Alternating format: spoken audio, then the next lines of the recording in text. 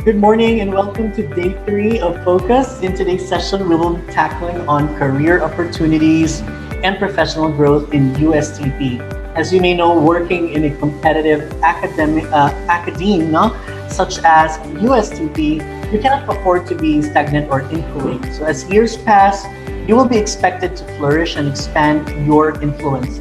However, before we delve deeper into such discourse, let us begin with formally our program with a prayer and the singing of the national anthem and the USTP hymn.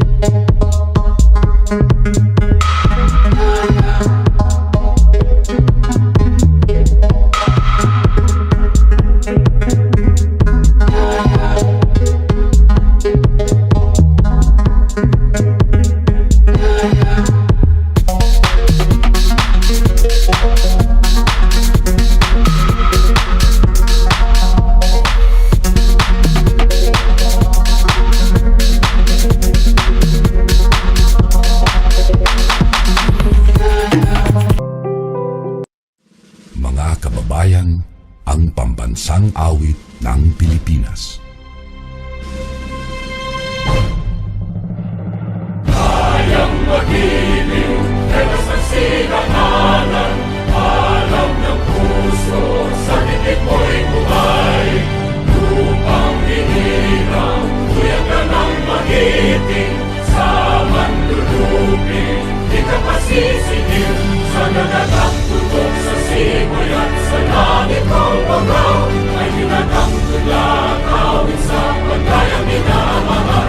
Ang islang ng matawad mo'y tagumpay na naghihingi, ang bituin at araw niya kailan pa may di magdidinig. Luman ang araw ng walhaging pagsinta, mo'y langit sa piling mo. Ang inigaya ng pagkay mga amin, ang mamatay ng dahil sa'yo.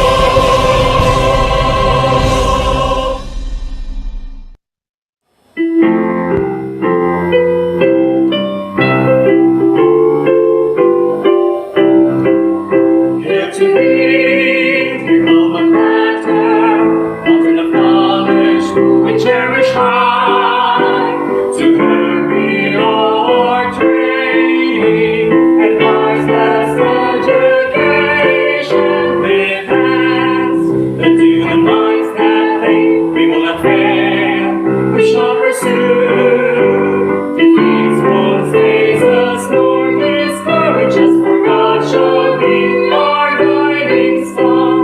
We set banners to the sky, watch it wave with great serene. All the century voices love for the glory and honor of our school. We pledge our hearts and need to be loyal and true for it, and today dear alma mater, the University of Science and Technology of Southern Philippines.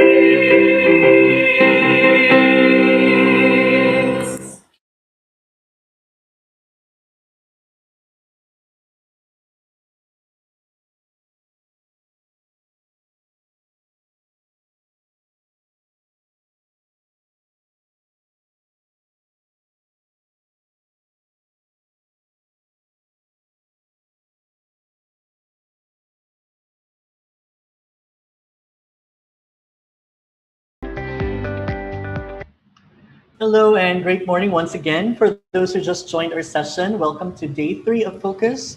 If you have colleagues who are not yet tuned in, please invite them over so they could also gather useful information from our set of speakers today. So let me also remind you to register for today's attendance because You will be submitting your attendance to your respective deans, unit or department chairpersons, or campus directors for monitoring purposes. And for those who haven't logged in last time with their contact information, please do provide us with your contact number and email so we could also notify you with our upcoming events. Okay, so as I mentioned earlier, before we begin with our preliminaries, this session is significant because you will be discovering and rediscovering the career and professional opportunities that USTP offers. I know some of you who have seen the program might be thinking, how can we avail of these if I am only a part-time instructor? And most of these opportunities are offered for those who are hired as regular instructors. Well, this might be a great venue for some of you who will be considering or intending to plant their futures here in USTP. And once you are recommended for regularization based on your performance evaluation, then these are some routes you might want to venture on. So as we go with our program, allow me to share with you the flow of our program today. Okay, I will also be sharing, by the way, the link for the attendance. Okay, so it's in the chat box now. Okay, so this will be our flow of the program. So we will be having a brief orientation on research, brief orientation on extension and community relations. Then we will have a brief orientation on National Budget Circular number 461, or also known as NBC 461.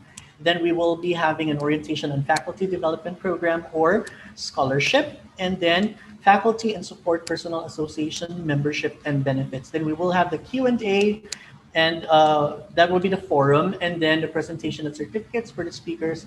And while we are presenting the certificates, it will also be a great time for you to evaluate us for today, no? And then we will have the virtual pictorial. However, um,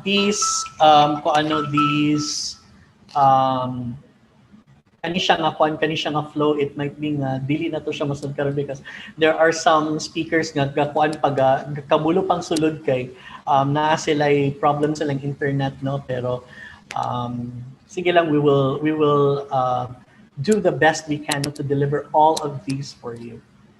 Okay, so I'd also like to remind you of these important advisories. So for security purposes, please use your real name so we can verify if you're part of the organization or not. This will prevent us from letting in crashers, flashers, and potential hackers in the meeting, and allow us to mute you during the meeting. This is to ensure no ambient noises will distract the speakers and you, the listeners. We also encourage that you use your earphones so you can clearly hear the speakers' discussions and that you can ensure focus during this session. You may use the raise hand feature, or you may also use the chat feature later on during the Q&A, okay? So that we will notice you sending your questions or raising your hand for some questions.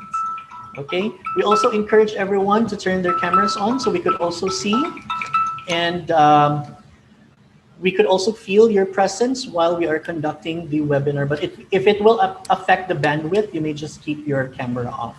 Hey, should you be cut off from the meeting due to internet connection, just log back in so we can fetch you from the waiting, not in the waiting room. You can just actually immediately go inside this session. And after the session, we may ask you to turn on your camera for the virtual pictorial. By the way, this session is recorded, so we will be sending a link of this recorded session after the session. And also certificates, as I've mentioned, this will only be given to you after you have completed the 5-day session of focus.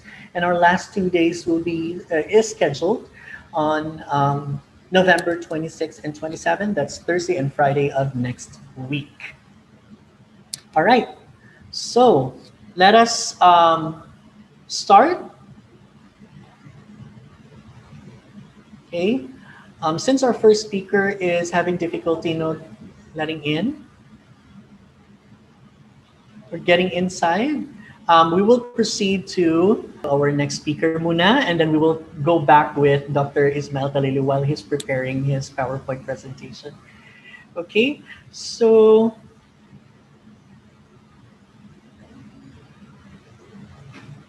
Let us move towards this is another route actually apart from research because this goes hand in hand with research now. As part of USTP, you will also have the chance to contribute not only in the body of knowledge but also to communities which we give impact to. So to talk about how we can extend and ripple change to the community beyond the walls of the university, our next speaker graduated her doctor's degree in education at Cebu Normal University.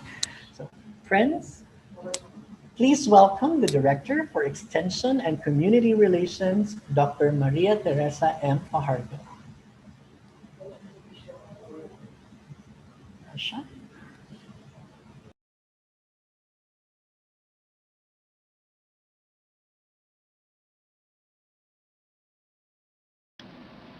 Okay, thank you so much. Good morning, everyone, and welcome to the USTP family.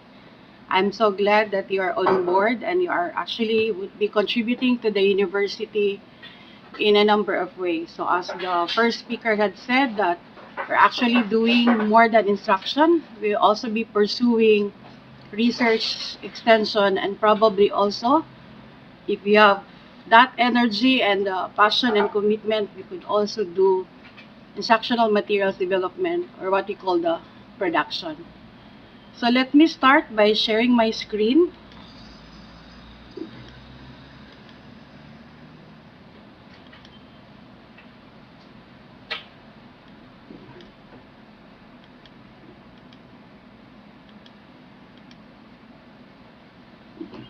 Okay, my name is Maria Teresa M. Fajardo. I actually belong to the College of Science and Technology Education under the Department of Science Education. My interest is actually on science education at the beginning of my career. But when I started teaching for USTP, I was able to be involved in a number of activities. So kahit part-timer or contractual, the way we could be participative is to embrace fully all the activities. So we should not be missing any major activities in the university because that's part and how we connect to the people around us, and that's how we get the inspiration to be able to see the achievements of our university and the goals that we wanted to achieve, no? Because we wanted to be known for something. And as a science and technology university, no, to be known nationally as a research university, extension is also our way of communicating that because we can communicate to the communities around us in terms of our expertise, in terms of our contribution to problem solving, especially those in need most of our help. So let me start by showing our organizational structure. So we have our university system president, Dr. Ambrosio B. Cultura II. Before he became the president, he was actually my boss as the vice chancellor for research and innovation. So we also learned a lot from his dynamic leadership. And for the CDO campus where the office belongs, our chancellor, Attorney Dionel O. Albina, and the office is directly also under the vice chancellor for research and innovation. So in the extension and community relations, lima lang mi na mga warriors here. I have one designated faculty, Ms. Ronila Ingito. She's actually from the College of Science and Math and teaching NSTP subjects.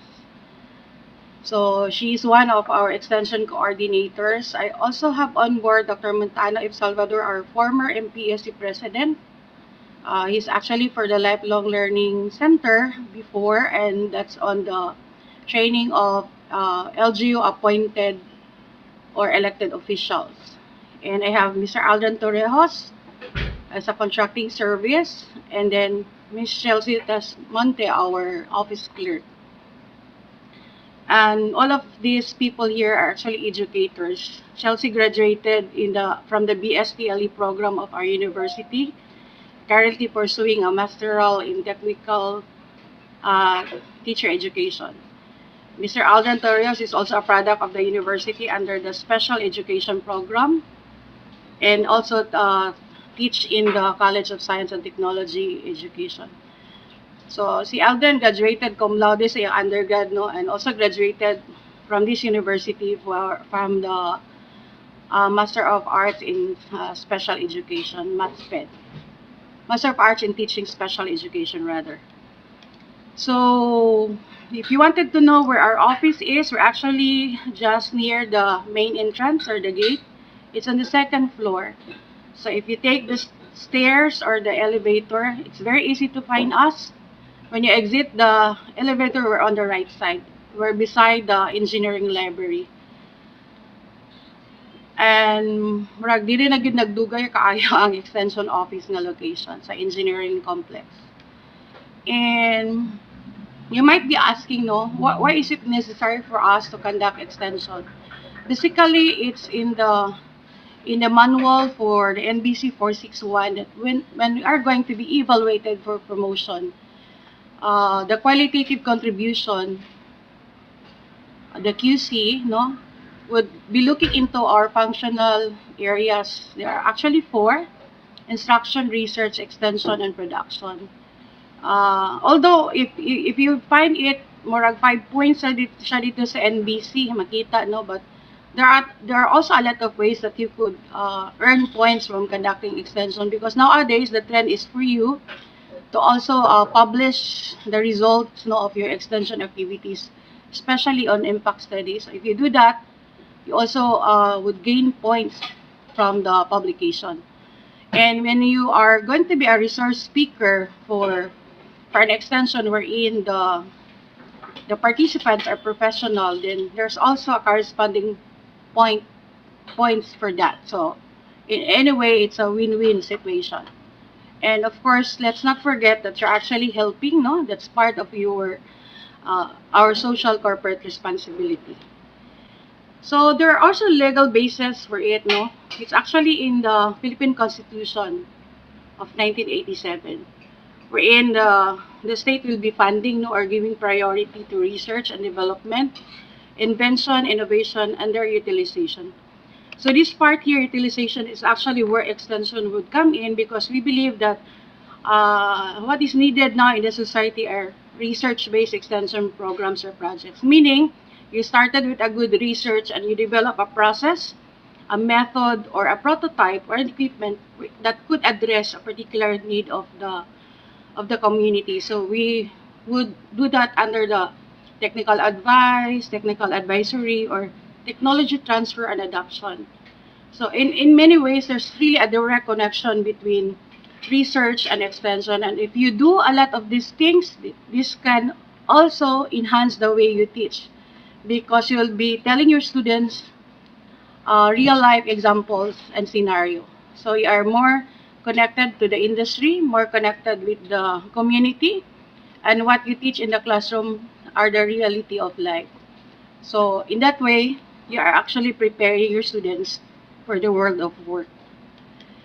And another legal basis is the SHED Memorandum Order number 52, series of 2016. So there's a specific paragraph there about extension program. And mind you, although it could be said that extension parang ano lang siya, no, kanang community outreach, but it says here that the extension program in higher education. I really like this part. It's very like making us realize that what we do in the office together with the faculty of the university is really serious, because this provides a space to discover practical evidence and science-based answers that address real-world social, economic, and environmental challenges of our partner community. So we have the words that we probably will hear in many of our gathering in the university about idea incubation, no? Knowledge validation, diffusion, and utilization process. And there's actually a talk about this dynamic synergy of research, extension, and instruction, wherein the interaction of faculty, researcher with undergraduate, graduate, and postdoctoral students would further catalyze the dynamic learning and knowledge generation process. Okay? So it's not something that you can dispense with. So it's really indispensable. It's foundational, distinctive, and specialized hallmark of a university. So if you want to make our university be really of substance, of relevance, a university that really contributes, no, we can do that through research and extension. Another legal basis for the conduct of extension is Republic Act number 8292. So it says here that the Board of Regents are given power to establish research and extension centers for the SUC that will promote development. And mind you, at present, we have a great number already of established research centers. And the products or outputs of these research centers are something that we can look forward to be shared to the community through the extension office. So it's really like we're actually getting there. And we also have the act that established CHED, no, the RA 7722.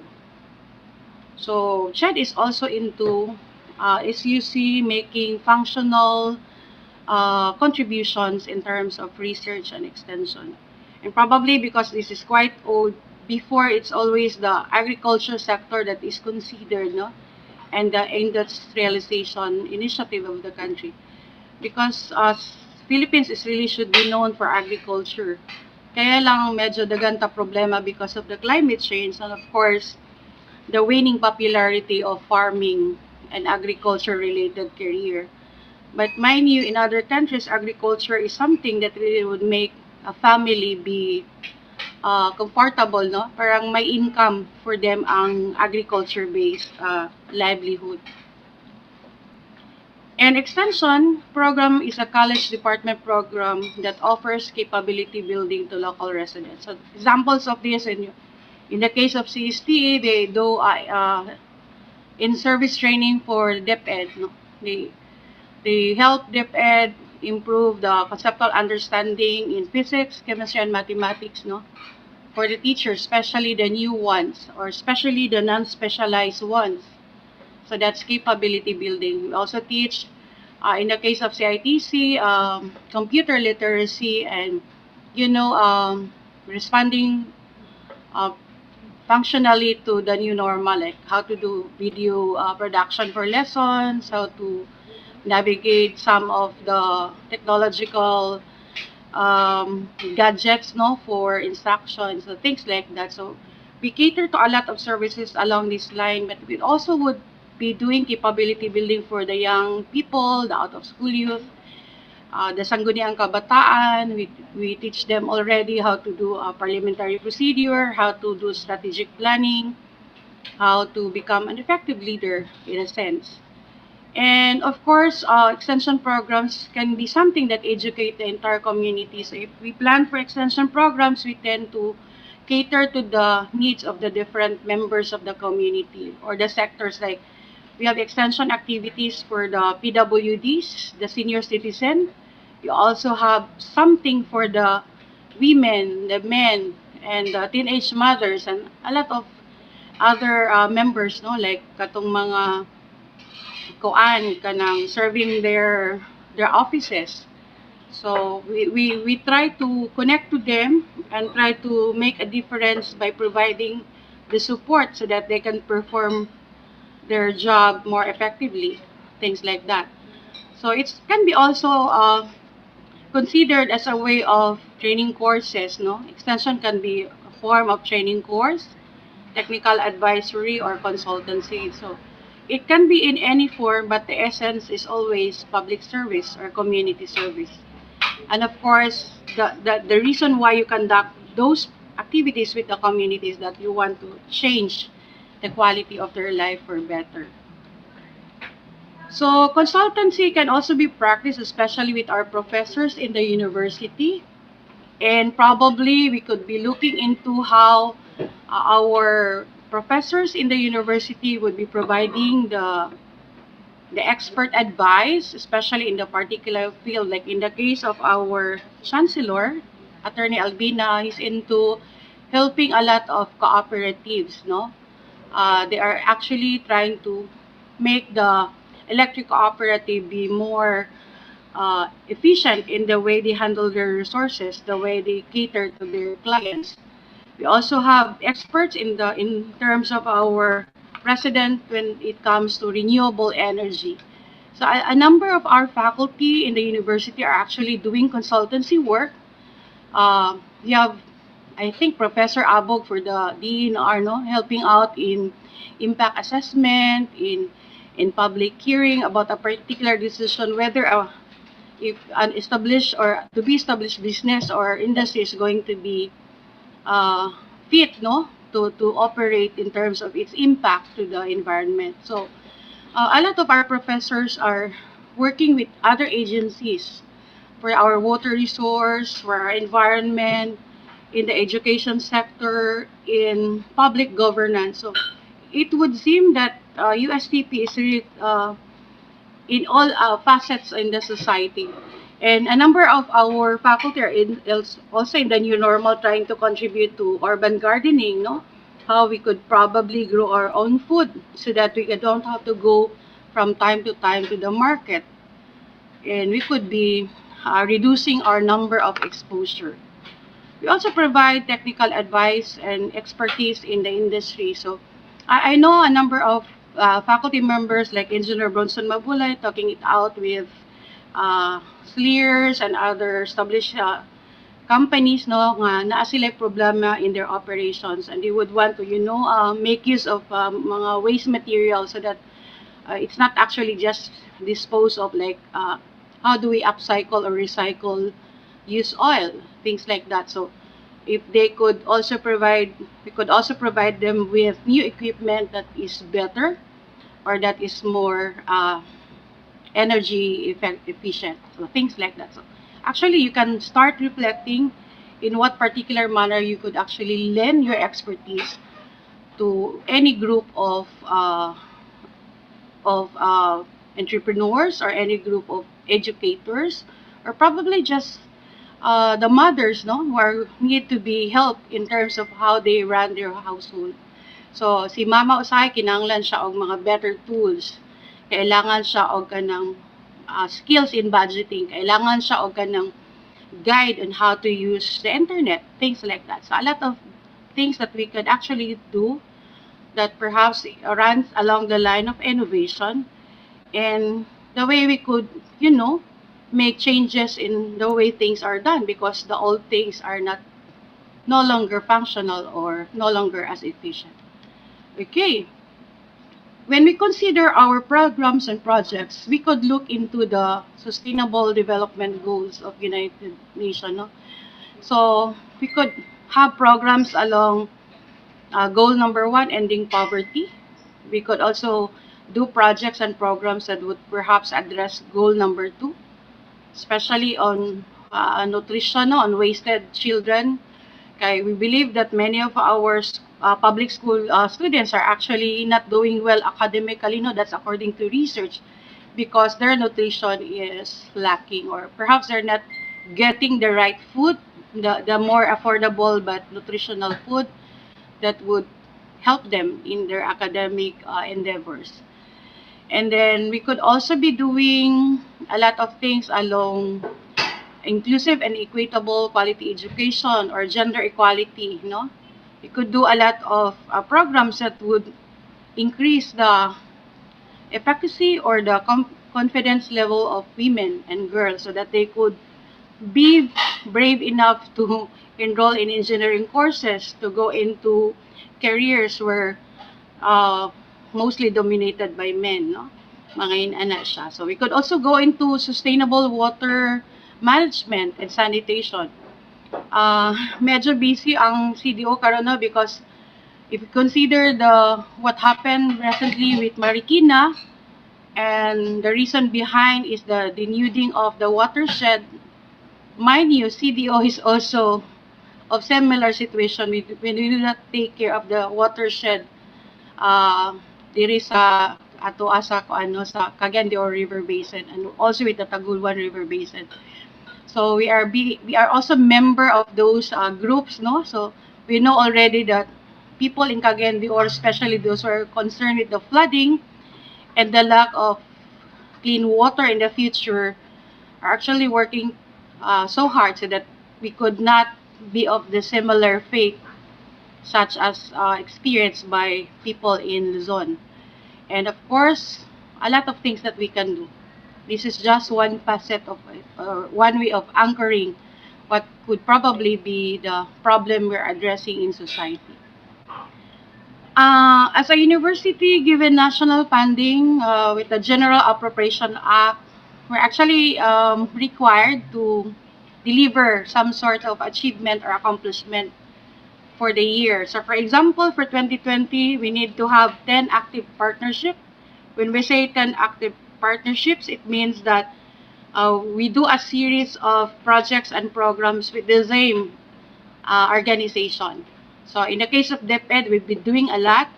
In case of LGUs, we also are really making regular collaborations and partnerships with them.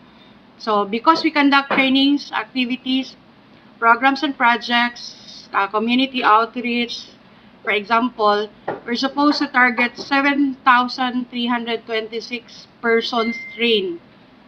As of October, we managed to get 81% of our target. So, what does it mean to have persons trained? Meaning, if you teach 30 students to do video editing for a day, then you would claim 30 as persons trained because a day of training for at least for more than 4 hours or 8 hours counted siya by factor of 1. But if you do that for 2 days, then it's times 1.25. If you do that for 3 days, it's going to be multiplied by 1.5.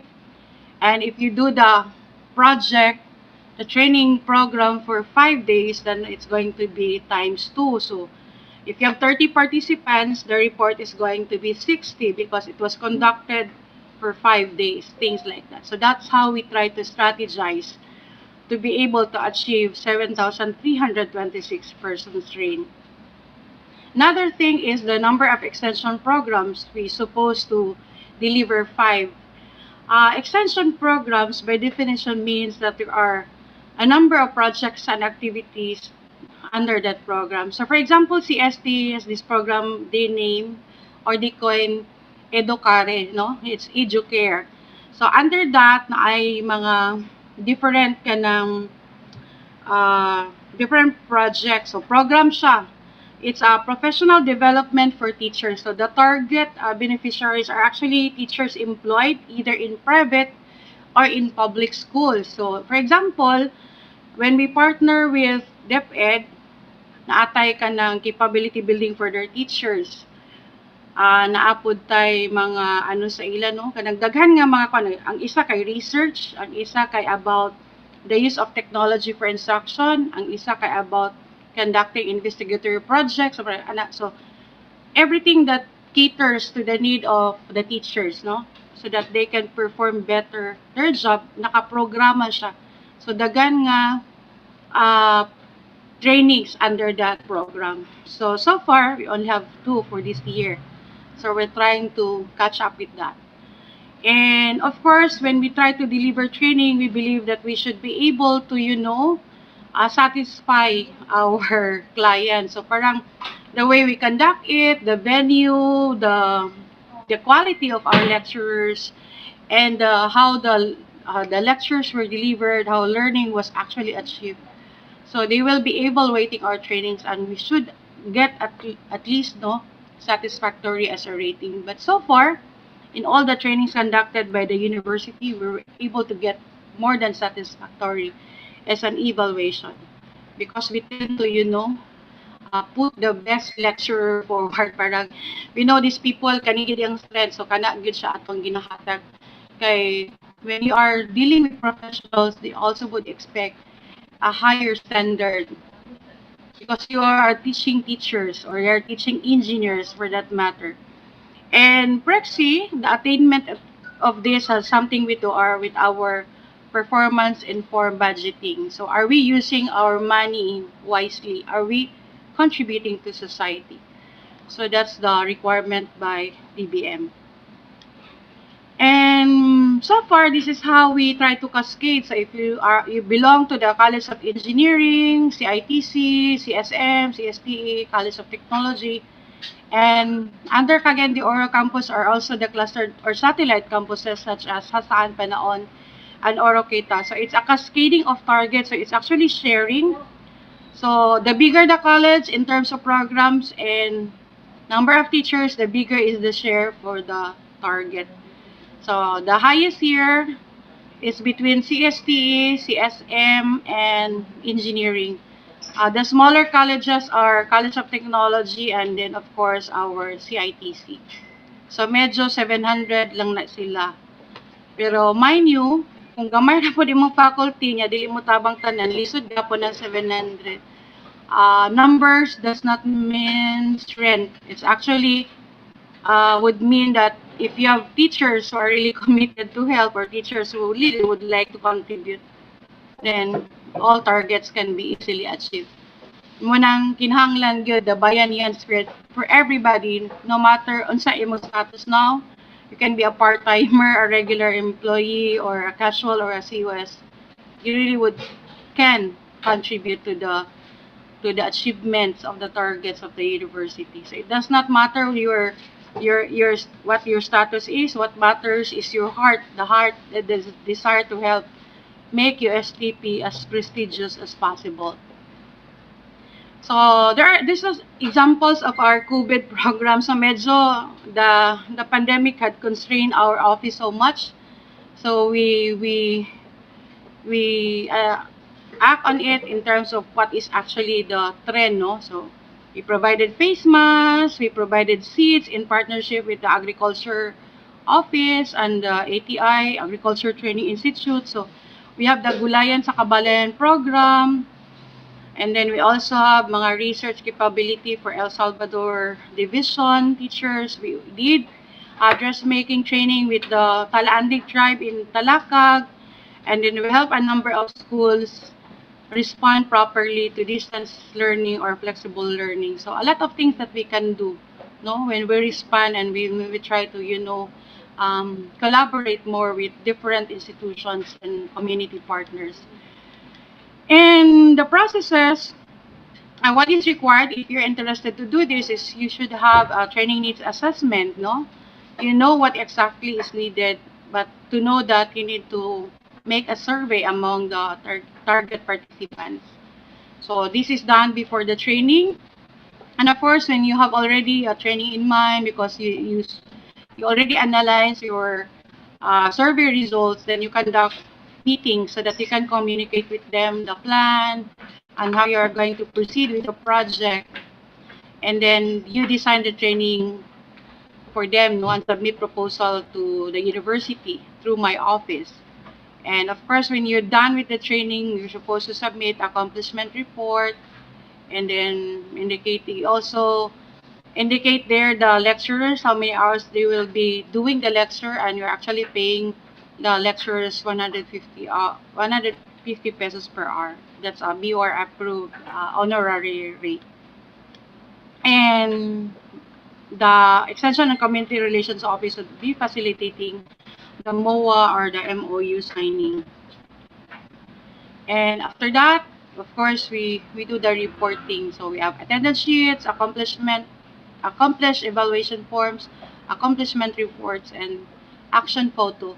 So, para gwapo ka nang murag bitag candid siya, dili siya ka nang murag nag-posing, kay murag if you are required to submit to the planning office of the system for the annual accomplishment report, if makita ni mga ilang mga publication nice kay ang mga photos, like people are not actually conscious of the camera and you could see the message, the real essence of the activity. Mga candid shots, dili ka itong mga selfie groupie or ana. Kanang the best angle that you could actually just looking at the picture para makabalo na ka what the project was about. So a lot of kana sa journalism nga skills capturing the message by a single photo mga inana ba, mga tsada nga pictures. And then of course we do conduct monitoring and evaluation in preparation for the impact study, which is required by most of our degree programs when it comes to accreditation. So sa accreditation, dapat preparado na tadahan kaysa level 1 and 2 marag okay pa na siya kung marag ano lang mabago nga extension programs and projects. But if you're going to be gunning for level 3 and 4, we're supposed to have sustainable extension programs that is actually creating impact for the participants or for the community where these participants are, no? Maragina na. So dili siya kanang hello goodbye, dili siya one stop shop, dili siya ingon nga kanang one shot. So mura siya continuous nga ano sa ila pag-provide whatever the need, so that like you want to achieve employability or promotions, or if you want to achieve economic independence. So kana nga mga impact imong gusto, then it's going to be a long journey. It's not a single project. It could be a series of projects targeting the same group of people. And these are the forms that we use in the office. This is actually an example for Cagayan de Oro. So, sa uban campuses, dali ang ilang mga signatory. In the case of Panaon and Narukita, it's approved by the President, recommended by the Vice President for Academic Affairs, Dr. Paulma, and signed by their campus director, no, in the endorsement. In the case of Hasaan campus, it's actually approved by Attorney Albina. But still here, approved by the Vice President of the system, I think, and then campus director instead of the dean. Mo po di atong koano, mo ni ang sulod. So we're supposed to know, the background is supposed to be your training needs assessment, your community profiling, that you understand very well what is needed and what is the problem, no? And then you have your goals to address your problem here or the issue. So you wanted to, change something. And then you have here, in what manner are you going to address that problem? So parang research din, like, if you want for people to be employable, so what skills are needed to do that? So you put that in your training design and content. If you want people to be eloquent and very good with communication, the training design would tell unsa nga mga ang mga ihatag para these people can achieve competence in communication, whether written or oral. So you have project objectives, you identify your location, the place where these people are, and then of course, are these women or mixed groups or out of school youths or PWDs or senior citizen. And then you put here your team, no, which is going to be part of this team to work on the different project objectives. And of course, the honoraria, and if you need supplies and materials like bond papers or probably for the printing of certificates and miscellaneous like snacks. We also provide if it's going to be on-site training in the university. Kasi si cafeteria at supplier. So lisod kung dito sa layo nga barangay kay ang pagdala sa food and then dagan problema din. So that's why when we have meetings with our partner agency, we consider asa dapit ko ng pagkaon, kinsay magpakaon, asa dapit ang training, are we going to transport participants or are we going to transport lecturers to the site, things like that. So that's part of your planning and your consultative meeting with your partners. So we have the project evaluation and monitoring. This is the log frame, and this is also how you do your project summary. But when you do survey, you have indicators. You have your method of verification. Is this interview? Is this a survey? Is this a focus group? Or are these secondary data?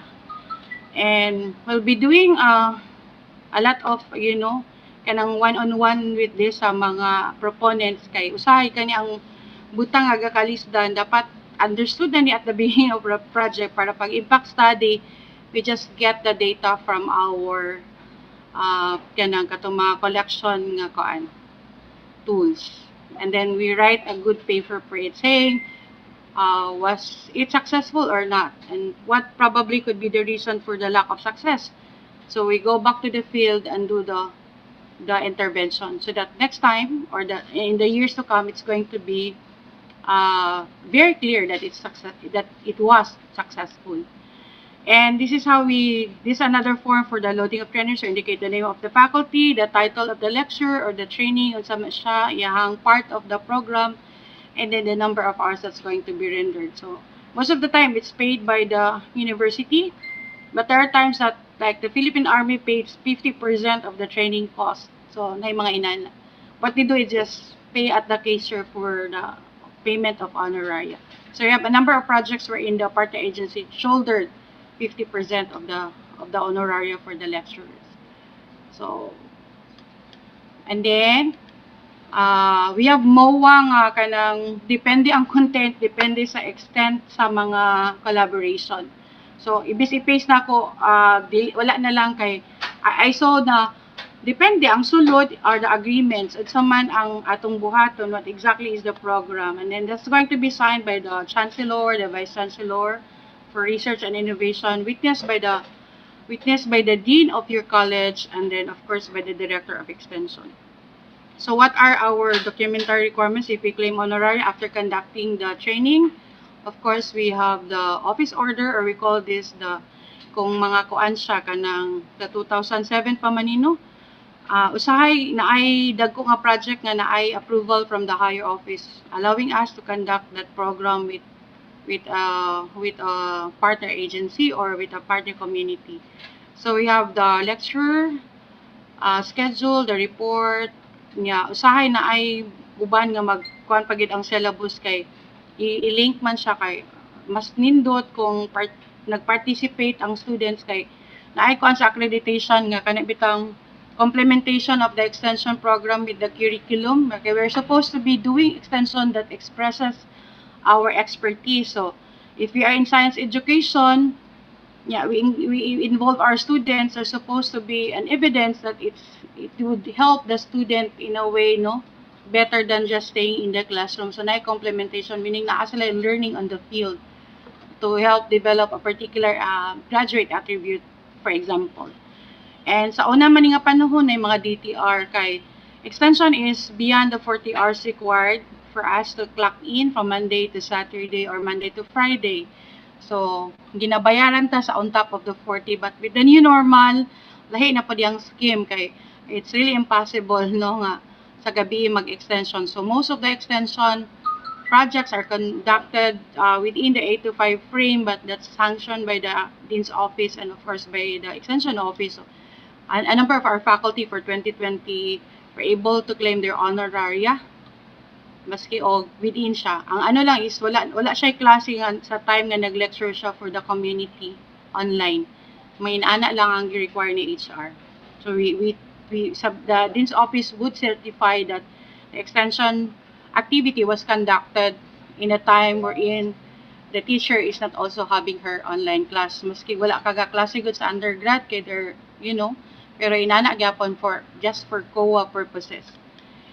And then, sa karon bag-o kay kung mag-Zoom ka, mag-Google Meet, or sa nga mga online platform, kani siya approved copy of the request. That's the project proposal, the program, na maragya po naay kuan mga program ibutang, the sequence of the training kibali, and then curriculum vitae of the lecture, despite taga USTP siya, that's attached. And then the minutes, no, describing the activity, and then screenshots of the participants in lieu of the attendance sheets, and then of course the reference materials, which are actually lecture materials. And we will certify, or the partner agency will certify that indeed that online training was conducted or lecture was conducted. So why we conduct extension? It's because it's our vision and mission. We're part na siya. It's the air that we breathe, no? Because by doing it, we're actually realizing our vision and doing our mission. So, kaning mga diri nga mga statements are actually would tell us it's something that we need to embrace, something that marag atagi siyang i-part sa atong habit or part of our what we do from day to day for our university as professionals.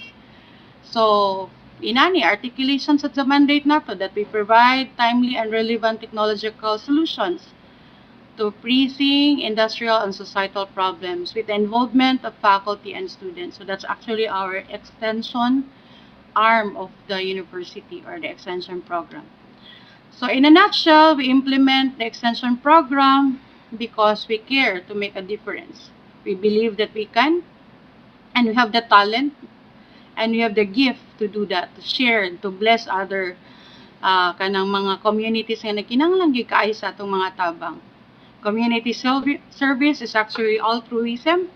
We actually help ourselves more when we help others. That positive feeling, that release of hormone that tells us we're good people because we're doing good for those who deserves the help. Okay? So I think that's all for now. Thank you so much. And I hope I was able to, inspire you to do extension for USTP. Thank you and good morning.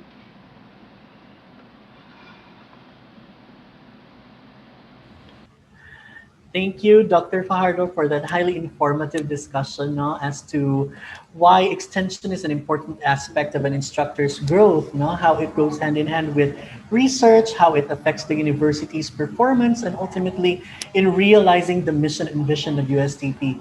Definitely, extension is a work of heart, and the core of your office revolves around purpose because we are and we will be building capability by educating local residents so their lives would be changed. And it is exciting to think, that soon when you become part of the extension activities, you will be one of those who will start change. Thank you, Ma'am Isay. Okay po. Okay, so now let us proceed to our next speaker. As I have mentioned, he is definitely a researcher in words, in deeds, and in heart. Given that one of his two doctorate degrees is on research and evaluation, which he earned from Cebu Normal University, he is a research professor, a research editor, and reviewer. And to talk about your path to research, please give our warmest welcome to USTP-CiTL's Director for Research, Dr. Ismael N. Talili.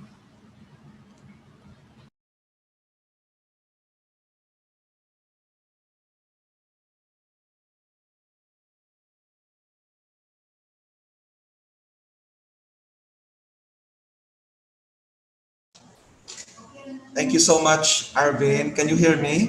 Yes po, we can clearly hear you po. Okay, so let me share my screen.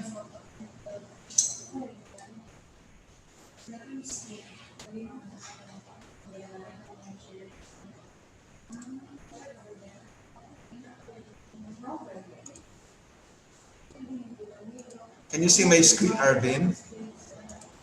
Yes po, sir, we can see your screen. However, we can see your email po. Teka.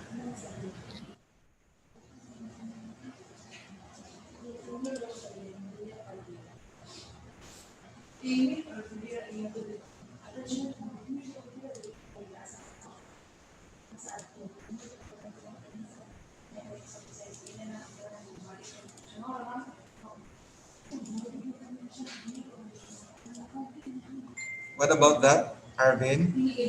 Yes, sir, we can see the slides now. Okay, so once again, good morning to all of us now in the virtual room. First of all, I would like to thank CITL for giving me a chance to share our research services and functions. So like I said, now when I started to talk earlier, there are many beautiful things that we would like to share to our colleagues, especially to the faculty members of the university, because in 2021, we would like to really engage them in the research undertakings. So what I'm going to share to the group this morning are actually research functions and services. So along the way, I hope that this particular talk will further ignite our faculty members and even the non-teaching personnel to go into research. Okay, first of all, let me introduce to you the people at the research office. Okay, so if I may show you the structure of our office, on top of that actually is the system president, no less than Dr. Ambrosio B. Cultura II. And we have also Attorney Junel O. Albina, the Chancellor. And we have Dr. Oliva P. Canencia, the Vice Chancellor for Research and Innovation. And yours truly, being the Director for Research. And with me at the office are Army Joy Resurrection, no, the Secretary, the Office Clerk, who will receive your submissions, no, documents that you need the research office to consider. And in the office also, we have the research program officers. I have five, okay, who took charge of or who take charge of the different research niches of the university. So starting with Dr. Renato Base, he takes charge of the research program, I mean the food security and safety as a research niche of the university. We have Vida P.K. Lagumbay, who takes charge of energy sufficiency and security. We have Mr. Paul Joseph M. Estera, taking charge of ICT studies. We have Engineer Romano A. Pimentel, who also taking charge of industrial development and environment studies. And we have Engineer Jeffrey Ken B. Balangao, who takes charge of the research, infrastructure and transportation studies. So we have Ms. Fatima F. Malaran also, who is our research management officer.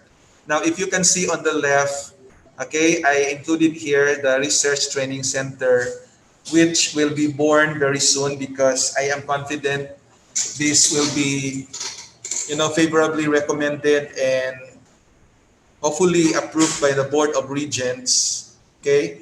Because this is actually needed, as part of our functions. You know, we are training provider and we would like to establish a training center, a research training center for us to really work on this particular function. The vision of the research office is to take an exemplary lead role in knowledge generation and innovation in the international communities. While our mission is to provide quality, excellent, and diverse research programs responsive to the needs of global communities. So if you try to take a look at the vision and mission of the research office, okay, of USTP-CiTL, we're very positive that we can go global. Okay, we can be highly visible in the global arena in terms of doing research because of the fact that it is also made part of the strategic agenda, okay, involving our faculty members, involving our non-teaching personnel to do research. We are confident that we will become visible in the global arena. So these are the specific goals of the research office. First of all, we are creating an organizational climate conducive to research productivity and linking universities, research, scientific community, industries, and HEI. So later on, I will show you the quadruple helix that the new administration has adopted, in which research plays a very important role. Aside from that first goal, we also have the second goal of accessing research grants from foreign, international, national, local funding sources, and fellowship grants. So this is one of our goals.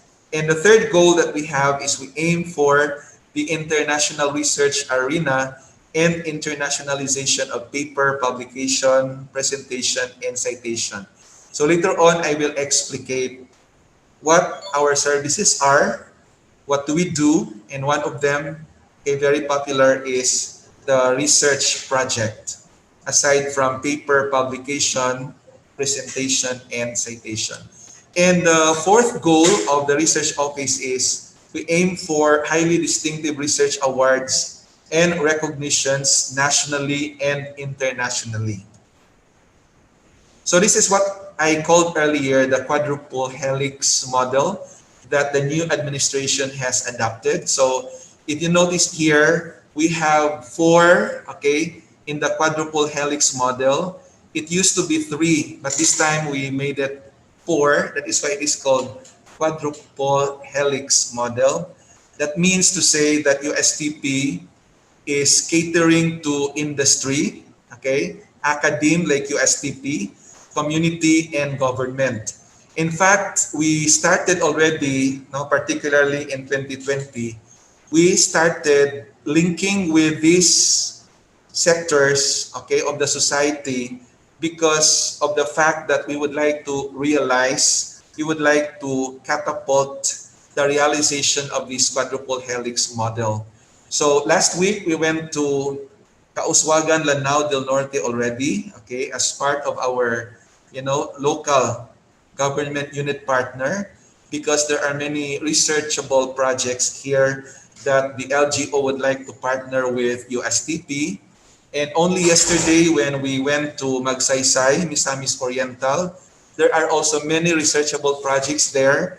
So with you, okay, colleagues, the faculty members, and even the non-teaching personnel, again, we welcome you to join us in this particular undertaking. So one of the things that we do to encourage our faculty researchers to engage in this undertaking is we do open space technology, so OST. I hope everybody has heard of this already. So what is an open space technology? It's actually a typical gathering like this, the one you can see on the right part of my screen, okay? When there is a moderator and then there are, thinkers that surround, okay?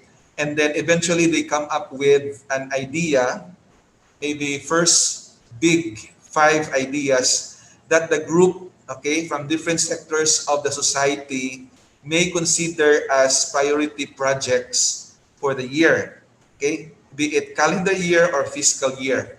Now, what does open space technology do?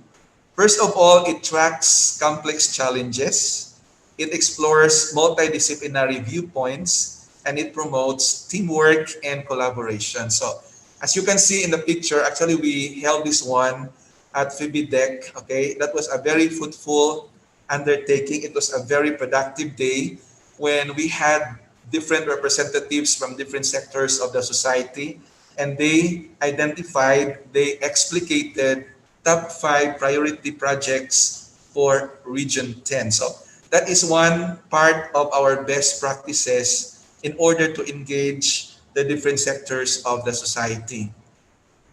With regard to our strategic priorities, okay, these are some.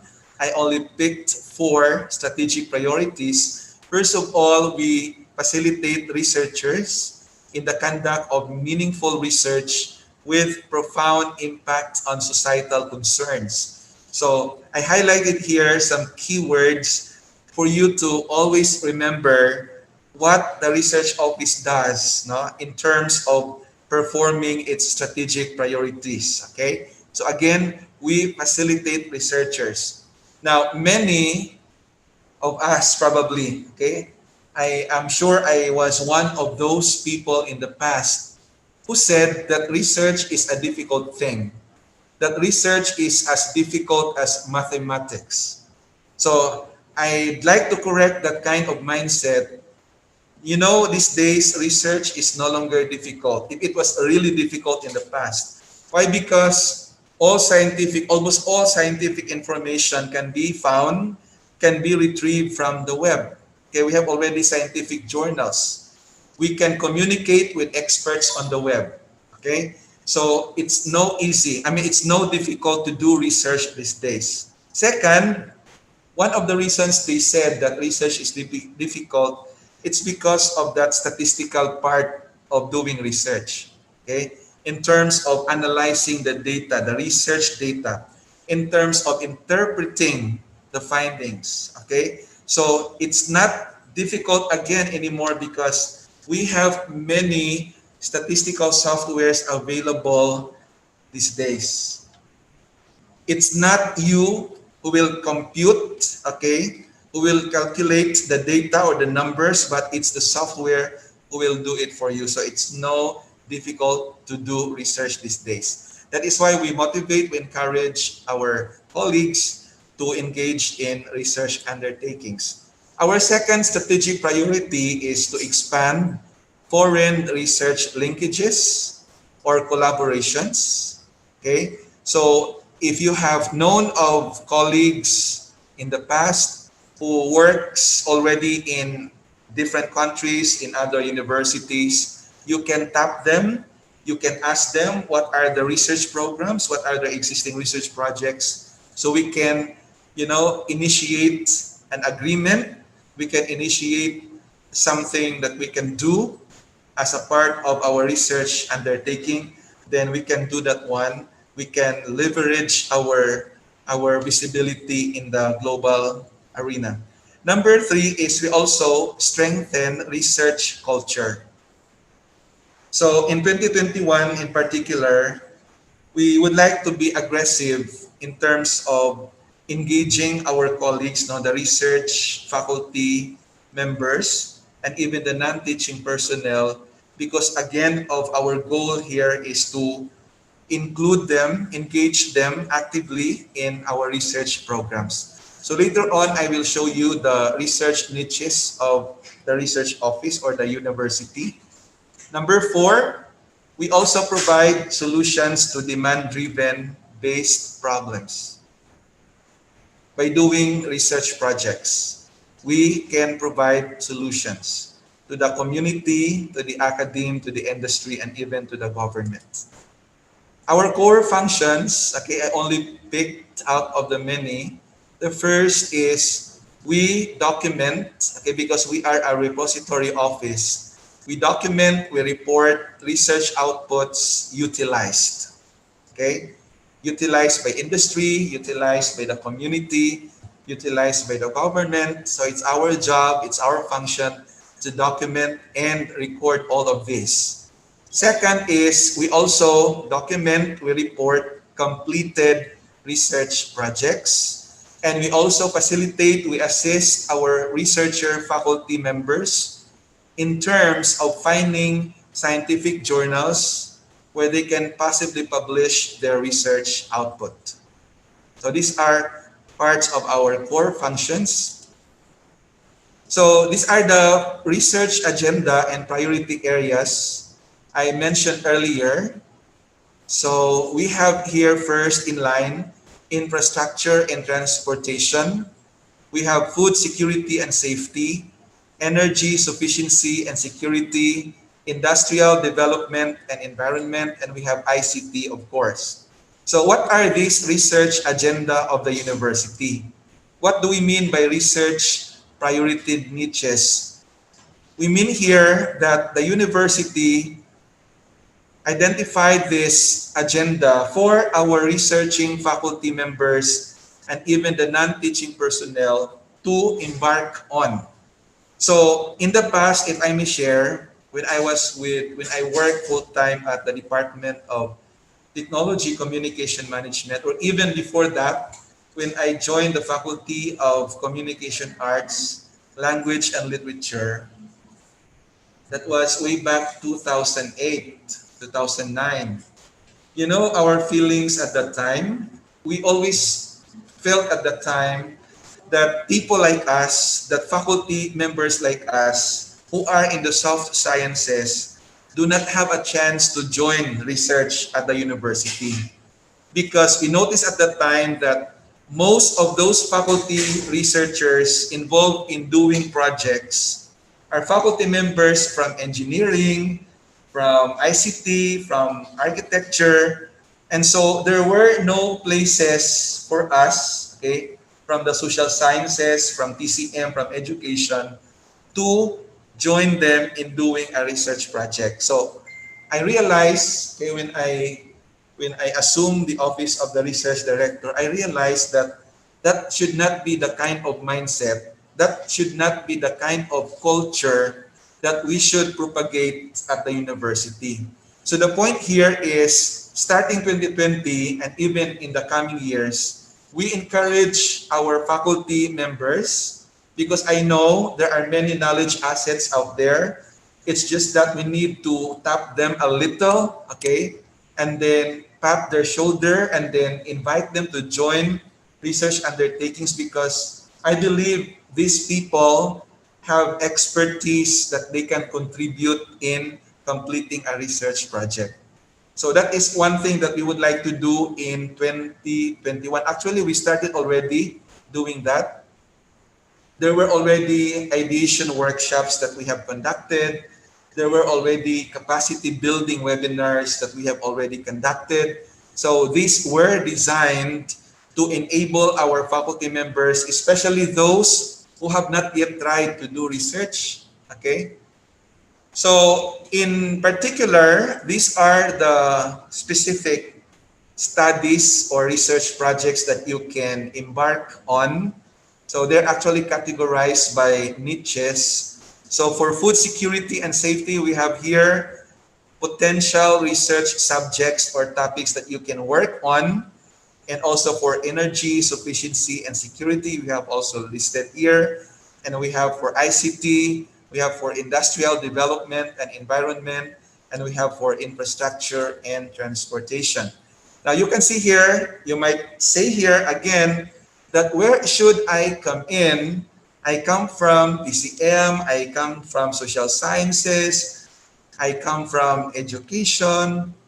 So again, what we would like to advocate since 2020, no, since January 2020, is we would like to motivate, we would like to promote multidisciplinary research projects. So what do we mean by here? We mean that faculty members, whether you are from soft science or hard science, we would like them to come together and then ideate a particular research project in addressing a problem, be it a problem from industry, community, or government agency, that is their ultimate purpose. So why are we doing that? We would like at least each faculty member from each field or discipline be engaged in a particular project because it is our belief, it is our argument that when we gather these faculty members, even those who have not yet tried doing research, we believe that they can come up, they can think of many things that they can do for a particular research project. Okay? In fact, we confirmed that already because there are many submissions we received since January 2020, and we are so grateful because some of these proposals are multidisciplinary in nature.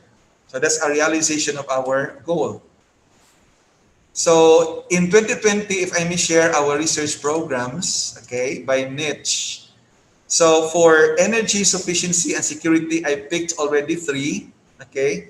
So I highlighted here one project that you can probably, find interesting. First is an intelligent system for power consumption management in USTP buildings. So the proposal is underway and we're hoping that the proponents can submit this very soon or even before the year ends. For food security and safety, we received this proposal already. Inter-regional food chain model through inter-regional trade cooperation in Northern Mindanao.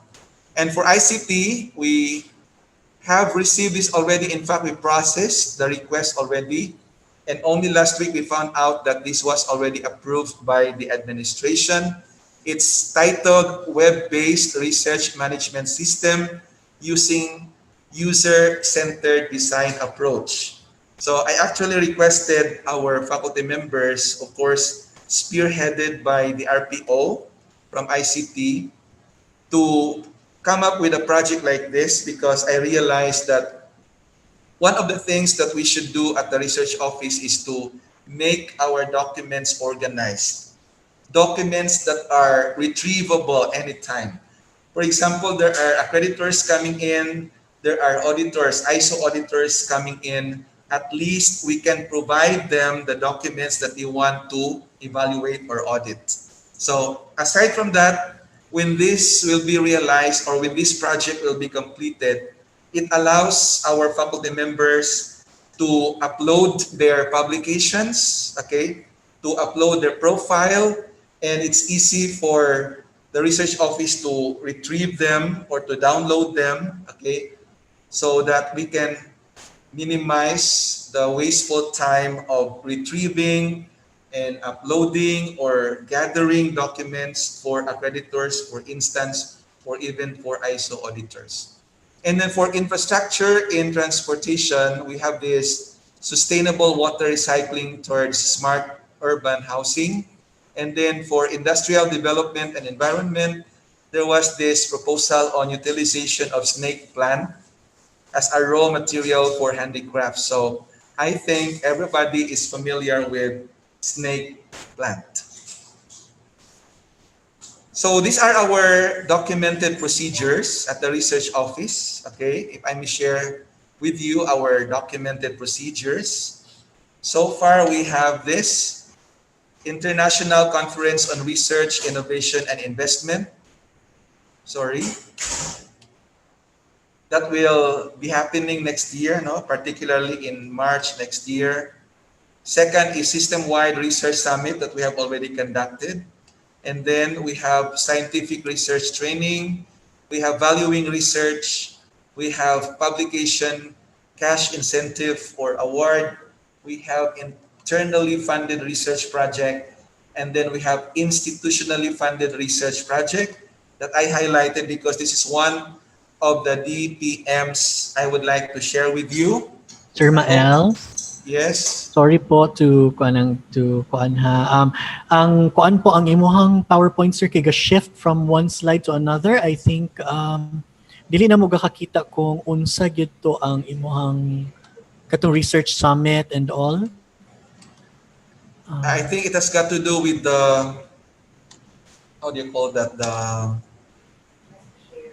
What about this, Arvin?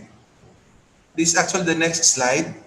Actually, that's the next slide, Sir Arvin.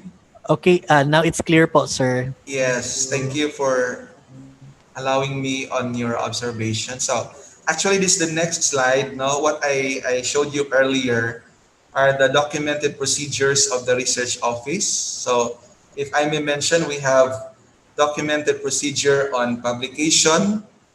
So, if, for example, you have already published your paper, then you can have actually incentives for that particular publication. That if you have committed that your paper be published in scientific journals. So you have to coordinate actually with your respective deans, okay, college deans, with regard to commitment for publication.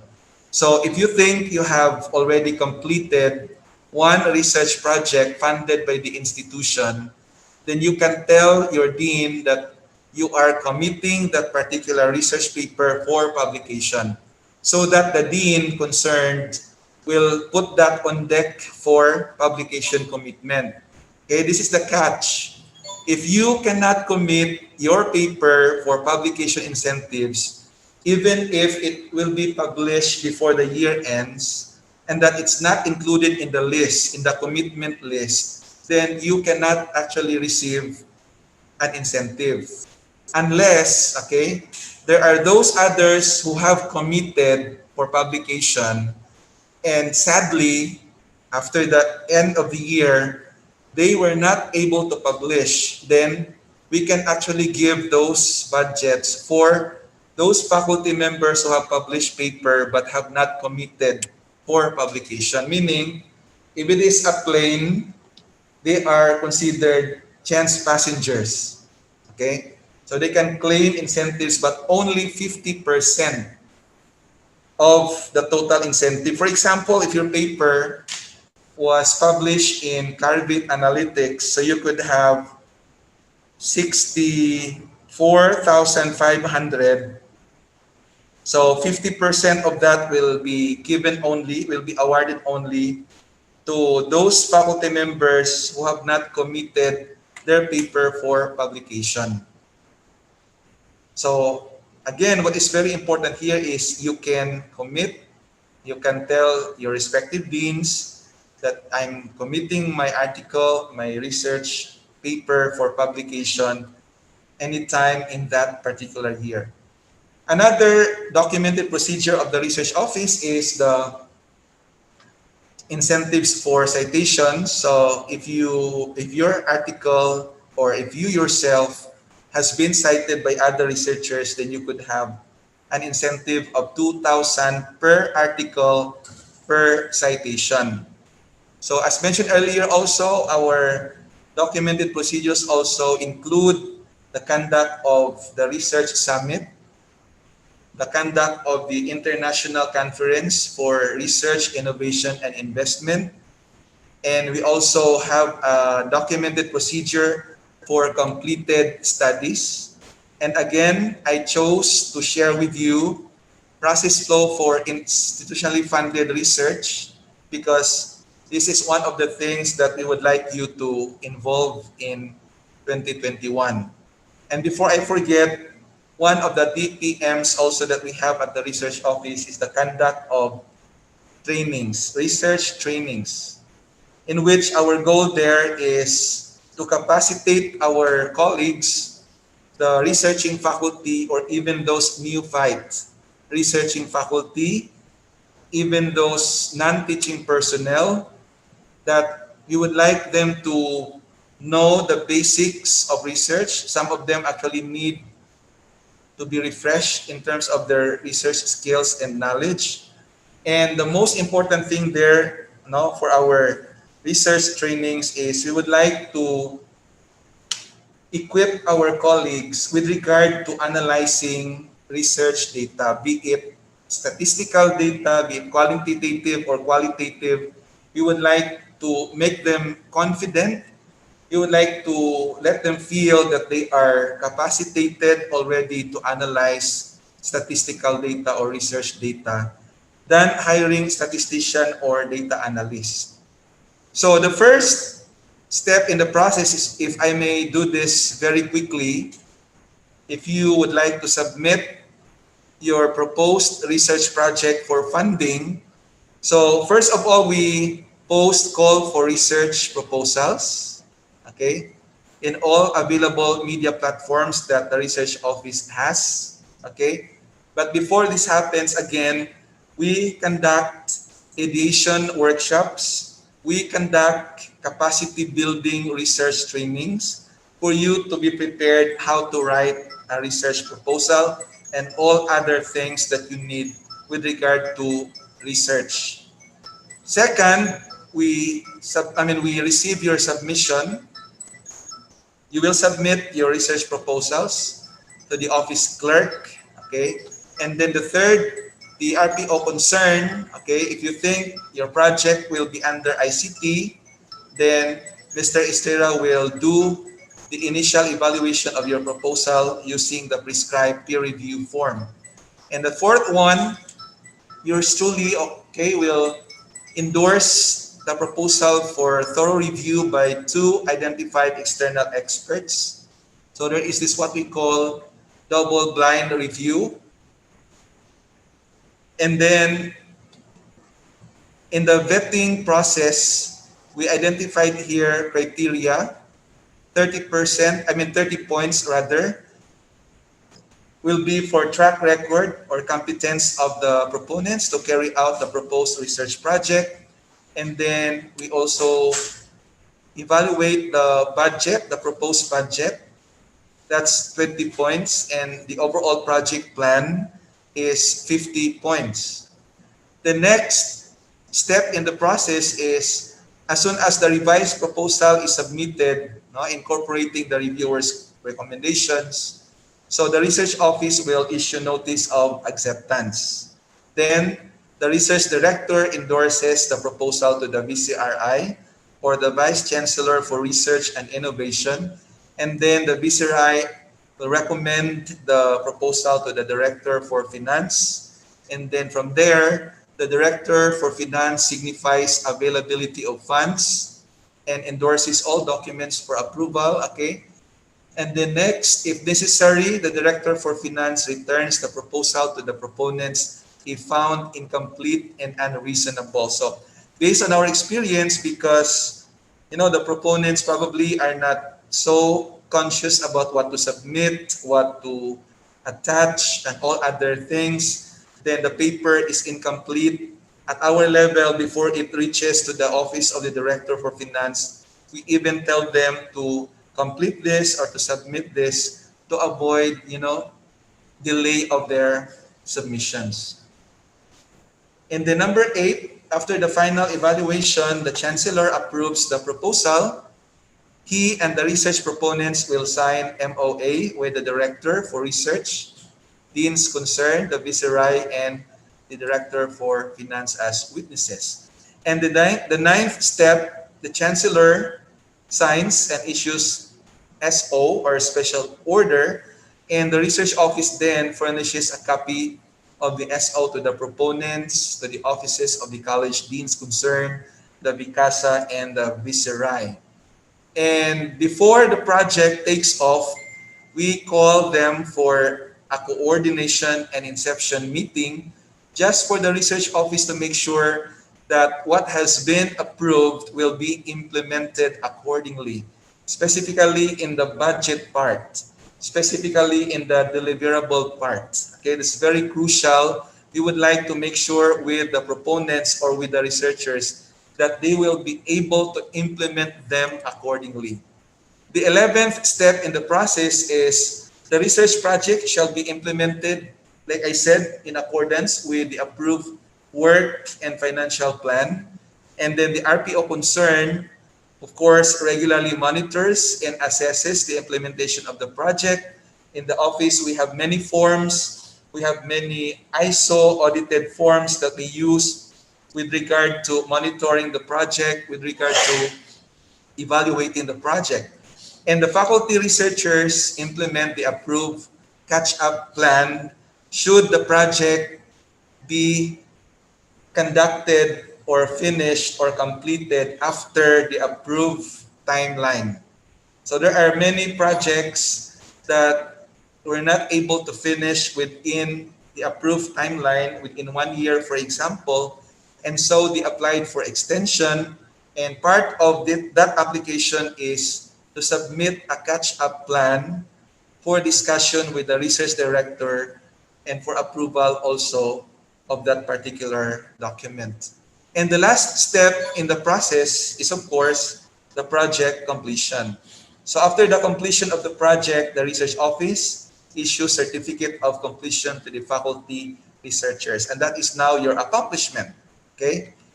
So if I may share some of the attachments very quickly to your proposal. So I highlighted here the first three, very important. We have plan of activities, we have line item budget, and work and financial plan. So this is how it looks like, our plan of activities. There is a form at the research office. We have also the LIB or the line item budget, where you reflect here the budget for your personal services, your MOE. And then we have the work and financial plan. I encircled here actually the new rate, honorarium rate for project leader, which used to be 3,500, now becomes 5,000 per month.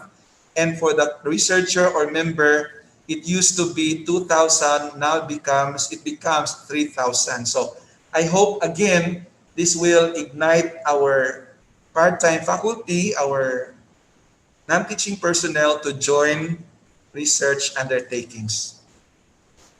Just few slides. I think I have already, or I have 5 more slides to show you very quickly. So for a research proposal to be funded, so these are the characteristics. I think I'm having a problem here with my slides. The proposal should warrant potential utilization, and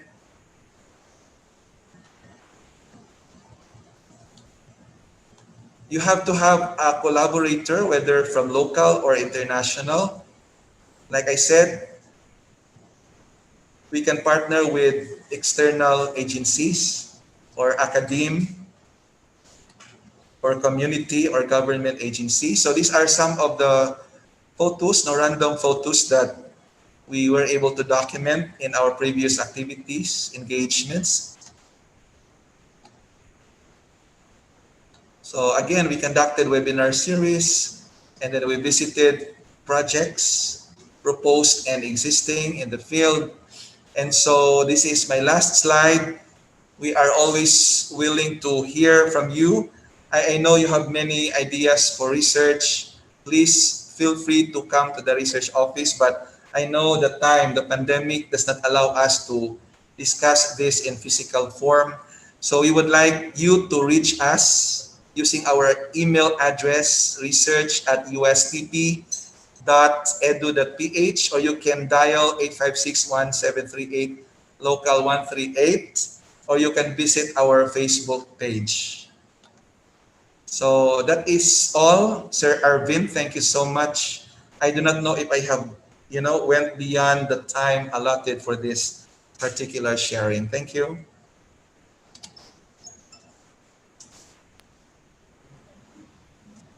Okay, thank you, Dr. Ismael, for shedding light on research. Now, I believe some of our participants here are aspiring researchers and research experts in the future. So this is definitely an intellectually fulfilling undertaking to choose because you have to contribute to the body of knowledge, and for you to grow with research, you have to put your study in the map of lore. No? So if you want to know more about research and their activities, you may follow them on their Facebook page or contact them through the contact number that was flashed on the screen. And if you have questions, you may address them a bit later now. So we are requesting also the speakers that they may answer later on the queries of our participants in the Q&A segment of the program. Thank you so much, Sir Ismael, for that very informative and enriching discussion po on research. Okay, so let us now proceed to another matter which is of utmost importance. So this discussion is vital because you have to know how this contributes to your rank, whether you are a newly hired regular or part-time instructor. So we have to keep in mind that our rank actually dictates our hourly rate and our growth in the institution. To give us valuable knowledge and regarding this facet, no, our next speaker earned her master's degree in technician teacher education from MUST, now USTP, and is currently finishing her doctoral studies on research and evaluation at University of the Philippines, Diliman. Dearest colleagues, let us render our virtual applause to the Director for Quality Assurance and Accreditation, Ms. Nevea Lua D. Sermona.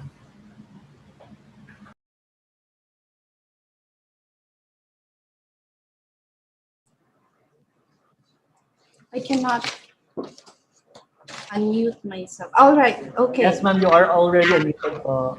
All right. Hello. So, good morning, everyone. Thank you very much, Sir Arvin. So, I would like to, at the outset, I would like to congratulate all of you, for being a part of the USTP family. So, welcome, everyone.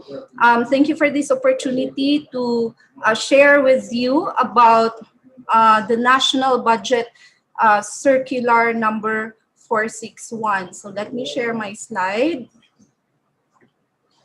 Okay.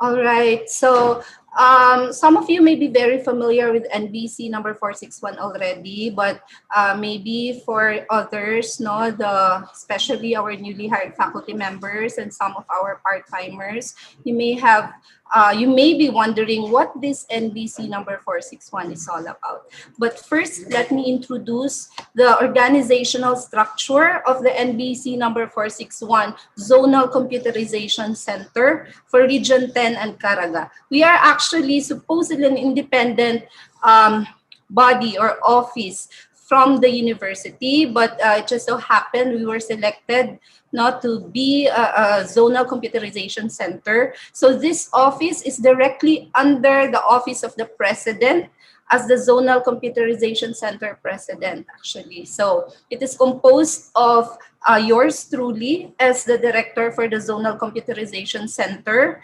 And we have our CCE and QCE evaluators or reviewers. We have Ms. Reggie Cagaanan and Dr. Marife Obalde. And we also have our project coordinator, Mr. Lawrence Mars Dagaraga. And we have our NBC 461 encoder, Mr. Arnel Edo. All right, so let me start. What is NBC number 461? This is actually a revision and an update of the former National Compensation Circular released by the Department of Budget and Management. No, it used to be NCC 33, it became NCC 68, and then NCC 69. In 1998, it became National Budget Circular number 461. So this is a position classification and compensation scheme for faculty positions for those in state universities and colleges, as well as TESDA supervised technical education institutions. Okay. So as part of this position classification and compensation scheme, we have the common criteria for evaluation and also the qualitative criteria for evaluation, which I will be discussing later, no, as a point for evaluation. So let me start with CCE. So this is a set of factors consisting of services and achievements which establishes the relative performance of a faculty in the institution for the period of evaluation through the application of the point system in determining faculty rank and sub-rank. Okay, so this is the CCE concept and objectives. Its purpose is really to standardize faculty ranks among institutions, to rationalize the salary rate, and then to have an instrument for generating the faculty profile across SUCs. No, higher education institutions, SHED supervised higher education institutions, and TESDA supervised technical education institutions. And this serves as a basis for policy decisions for accelerated faculty development. And this has been our motivation, no, to upgrade our rank and compensation by improving our academic qualifications, achievements, and performance. Okay, so I'm going to show you later a copy of the complete instrument for CCE, but I'm not going to discuss each of the indicators in detail because I only have 30 minutes now for discussion. But you can actually ask for a copy of the, let me show it to you.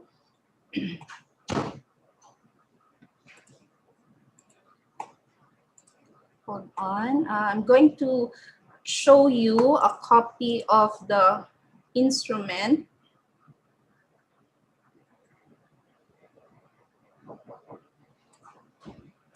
Hold on. Okay, it's here. All right. So this is a copy of the whole instrument where you can see all the factors, no, indicators that will be needed, no, to garner points for NBC number 461. So you can actually ask a copy of this, no, from the QAA office. Just email qaa@ustp.edu.ph. I'm going to show the contact details also later. So let me go back to my presentation. Are you actually seeing my presentation, Sir Arvin? All yes, right. ma'am, I'm actually seeing po. Okay, so to summarize, these are the criteria and the point allocation for the different indicators under NBC number 461. So first is on educational qualification. You'll be able to garner the highest score of 85 if you have completed your doctorate degree. All right, so for a BS degree, you will have 45 points, 65 for master's. Yes? We cannot see po your katong na ay mga points, katong 80. All right. Okay. How about this one, sir? Yes po, we can see it na, ma'am. All right. So again, for educational qualification, you can garner as high as 85 points. That is if you already have your doctorate degree. No, if you have a master's degree, you will get 65 points, 45 points for a BS degree. And of course, there are other factors involved here. Okay, so you can have additional points for additional equivalent degree earned. No, for example, you have another master's degree, you can have additional 5 points. No, so if you have 65 points for your first master's degree, then we can add 5 points to your additional master's degree. That is if your additional master's degree is relevant to your field. No, so we are always looking for alignment, no, of your degree to your field of specialization or to the nature of your work in the SUC. Okay, and then aside from that, you can also get additional credits for units you have completed. Now, for example, you earned your master's degree already, so you'll have 65 points, and then you have started earning units for a doctorate degree. We can credit up to 10 points. No, for every 3, we give you 1 point for every 3 units completed. No, for a higher degree. So that is for educational qualification. And then for experience and length of service, that will be a total of 25. That includes your academic experience. There are different scoring schemes, no, based on your academic experience. So if you have if you have served in an SUC or TESDA supervised institution, we give you 1 point for every year. And then if you serve during this period with an administrative designation, then there will be additional points. Now you can see the point system in the instrument actually. All right. So for the third criteria on professional development, achievement, and honor, that is a total of 90 points. And that includes your discoveries, patented inventions, innovations, publications, and then your expert services as speaker, as consultant, and then your participations in training, seminars. So there are allocated points for that. And then for membership in our professional organizations, you can get 0.5 to 1 point for every organization, no, depending on the organization. But what we need to take note here is that it should be a professional organization. Okay, so, and then you can also get a maximum of 10 points, up to a maximum of 10 points for awards. No? In the awards, that would include mga example, we actually consider here for those who have served the government, no, in yung mga service awards for 10 years, no, for the first 10 years, and then for another 10 years, you get 1 point for each. And then in the awards, this also includes ang inyong mga honors, no, example, cum laude, summa cum laude, there are also equivalent points for this one. And then if you won in mga research presentations, but for research presentations, for example, we only give credit to those na kanang first yun, no? So only for the first kumbaga prize, but not for the succeeding na mga prizes. All right. And then for community outreach, that is only a maximum of 5 points. That includes your extension services, and then even your membership in cooperatives. You also get give points for that. 1 for every year of service. And then lastly is on professional examinations, a maximum of 10 points. This includes your mga PRC licenses, no? And then also your TESDA mga national certificates. There are also equivalent points for that. But for PRC license, that is equivalent to 5 points, and then for the others, 1 point. Okay, so now you can get a maximum of 200 points, and this will be the equivalent, no, ranks and sub-ranks for the points that you will garner in a specific evaluation cycle. I'm going to explain the evaluation cycle later. Okay, so please check na lang, no? So if you want to reach the professor rank, you need to get a minimum of 159 points. All right. And then there's also this corresponding salary grades for every rank and sub-rank, okay? Now, aside from the CCE, no, there's another phase of evaluation that we call the qualitative contribution evaluation in addition to CCE. This is a promotion scheme also, no, for higher rank and sub-rank.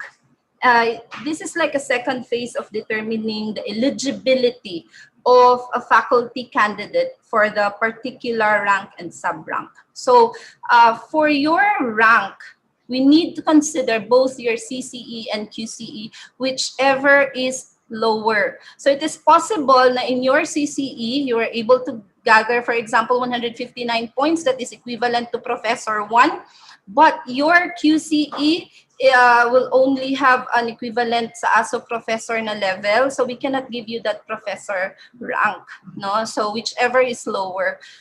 Based on experience, there were some of us na taas na gid ang ilahang CCE, no? However, the rank got affected by the QCE.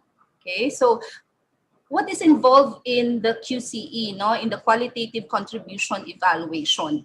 So this is the continuous improvement towards excellence by a faculty member in 4 functional areas of the institution. Okay, instruction, research, extension, and production. So for instructors to associate professors na sub-ranks, your QCE can be 100% instruction.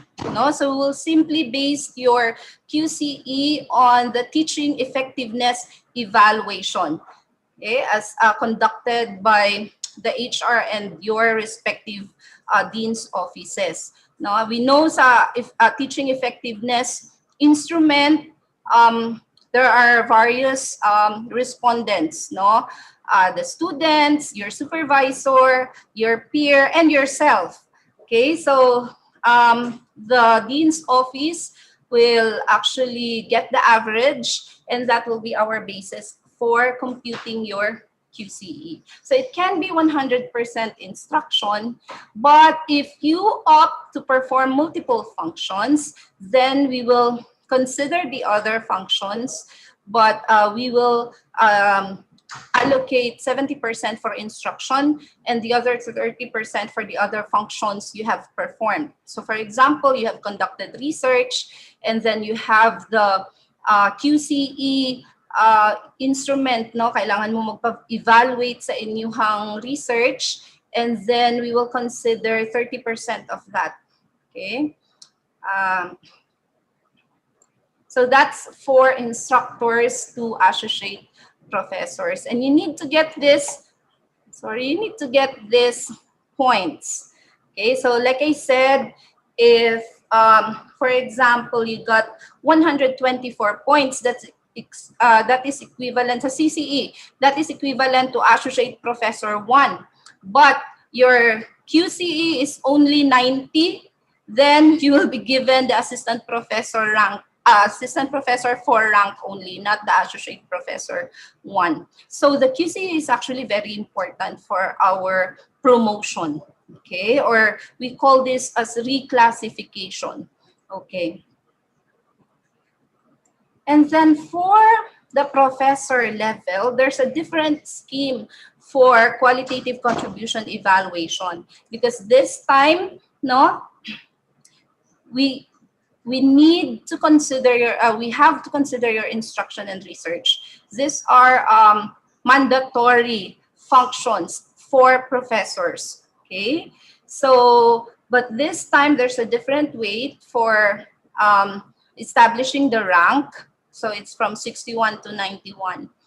Okay, so this is for professors. And then for professor rank also, no, all candidates must undergo an accreditation, professorial accreditation. Okay, so it's a screening by an accreditation committee composed of recognized authorities in their respective disciplines. So even if you got the CCE of 159 and above and a QCE of more than 61, no, for professors, but if you will not submit yourself for accreditation, you will not be given the professor rank.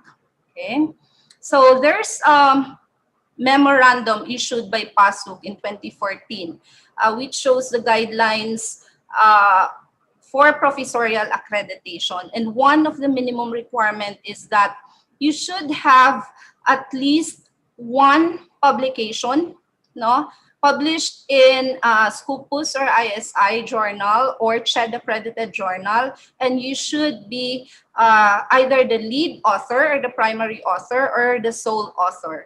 Okay, so that's the minimum only for research. So without a sole authorship or lead authorship, no, if co-author lang ka sa mga published journals, you will not pass for professor rank.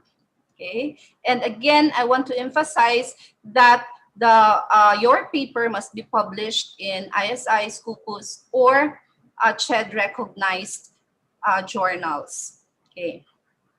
And then there's also a limitation, no? The professor shall be 20% of the total number of faculty positions in each SUC only. Okay, so this is the memorandum from PASUC. You can also ask for a copy of this if you want, if you're already preparing yourself for a professorship. Okay, so you can see all the guidelines here. All right, and then this is the highest rank for faculty members, the college or the university professor. Now, if you're aiming to be a college or university professor, you have to submit yourself for another round of accreditation that is to be conducted by the PASUC National Office. Okay, not anymore with the zonal centers or the regional committees, no? Pag college or university professor, dito na siya sa PASUC National. They will be the ones who will facilitate the accreditation. And then for the university, we're only allowed one position every 6 years. Okay? And that a total of which should not exceed the number of authorized colleges and external campuses of the respective SUC. Sorry, that's SUC. Okay? And so the evaluation cycle, in the original National Budget Circular 461, supposedly the evaluation cycle is every 2 years. However, based on mga budget constraints before, ang atuang evaluation is every 3 years, no? So our cycle 1, this is particular to Region 10, no? For cycle 1, 3 years, and then we only have sa cycle 4, we're able to conduct an evaluation for 2 years only, 2004 to 2005. But after that, nibalik na siya sa every 3 years na evaluation cycle. And you may have noticed, nga nung na cycle 7A, it's actually because wala nag-uniform ang implementation of the SUCs, no, state universities and colleges across the country. Some of them na ay nag-evaluate o every 2 years for 2 cycles, and then the others nag-evaluate every 3 years ra gyud, so that na ma-uniform na ta, no? Supposedly, ang 2013 to 2016 cut-off is cycle 8 for us already sa Region 8, Region 10, but for other regions, it's still cycle 7. So para ma-uniform mo na ta, they call it cycle 7A for 2013 to 2016. Then the next round will be cycle 8 for all SUCs in the country. Okay, and cycle 8 will have the cutoff dates July 1, 2016 to June 30, 2019. So medyo delayed na ang ato ang evaluation, I understand. But okay, before I continue, I'd want to emphasize this, no, that we actually have a rectification period, no. If you are already given your printout, which you can actually request also from the office, no, you may ask for rectification if there are points you feel na wala na consider, no, but that should be within the period of 3 months. And we would want also to clarify that for the zonal center, we do not coordinate directly with the faculty. So we only discuss potential for rectification, no, with the SUC's institutional reviewers. Okay, so we have our institutional evaluation committee. So if you have questions regarding the point system, no, the points you have garnered, you can talk to them and they will discuss the points with us. Okay, so the rectification after cycle evaluation can only be done for 3 areas. What does this mean? Even if nahuman na ang cycle, but for example, naapay wala na consider na points, example for cycle 8, naapay wala na consider na points during cycle 7A for these areas, educational qualification, employment and experience, professional examinations, we can still consider that, no, for cycle 8, even if ang imuhang documents are beyond the cycle cut-off. Parang inana, only for these 3 areas. So for example, you have seminars and trainings and then you say, wala ninyo na submit sa cycle 7A and gusto ninyo ipakredit sa cycle 8, because wala pa siya na credit prior. However, if the date is beyond the cutoff, no, for cycle 8, we cannot consider that anymore. Okay, only for these 3 areas. Okay, and so this is important for us to understand now the latest updates. In fact, a number of the faculty members have been asking me kung kano sa ang cycle 8 evaluation. Okay, so there are still issues and hopefully this will be resolved the soonest, no? What happened for cycle 7A is that the president vetoed the budget for national NBC 461. Okay? So part of veto ni president is the implementation of MPBF, that's the Miscellaneous Personal Benefit Fund, on the implementation of National Budget Circular number 461. Ang yang giingon, before its release, there should be guidelines to be issued by DBM and the Commission on Higher Education. And then this guideline was released last year, 30 August 2019. Okay, the guidelines to implement special provision number 3 of the Miscellaneous Personal Benefits Fund on the implementation of National Budget Circular number 461.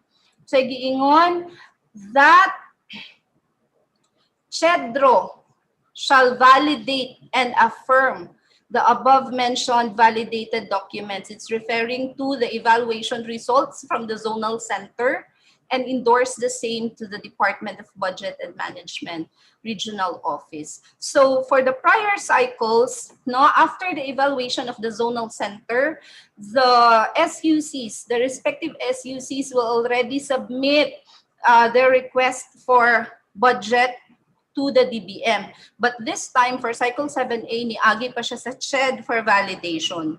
Okay? And the problem is that during the validation with CHED, napod sila yung mga gipang release na guidelines. And one of which is, sorry, this is the copy that I had, no? One of which is that The coverage should be, sorry, within July 2013 to June 30, 2016. That's actually the cutoff.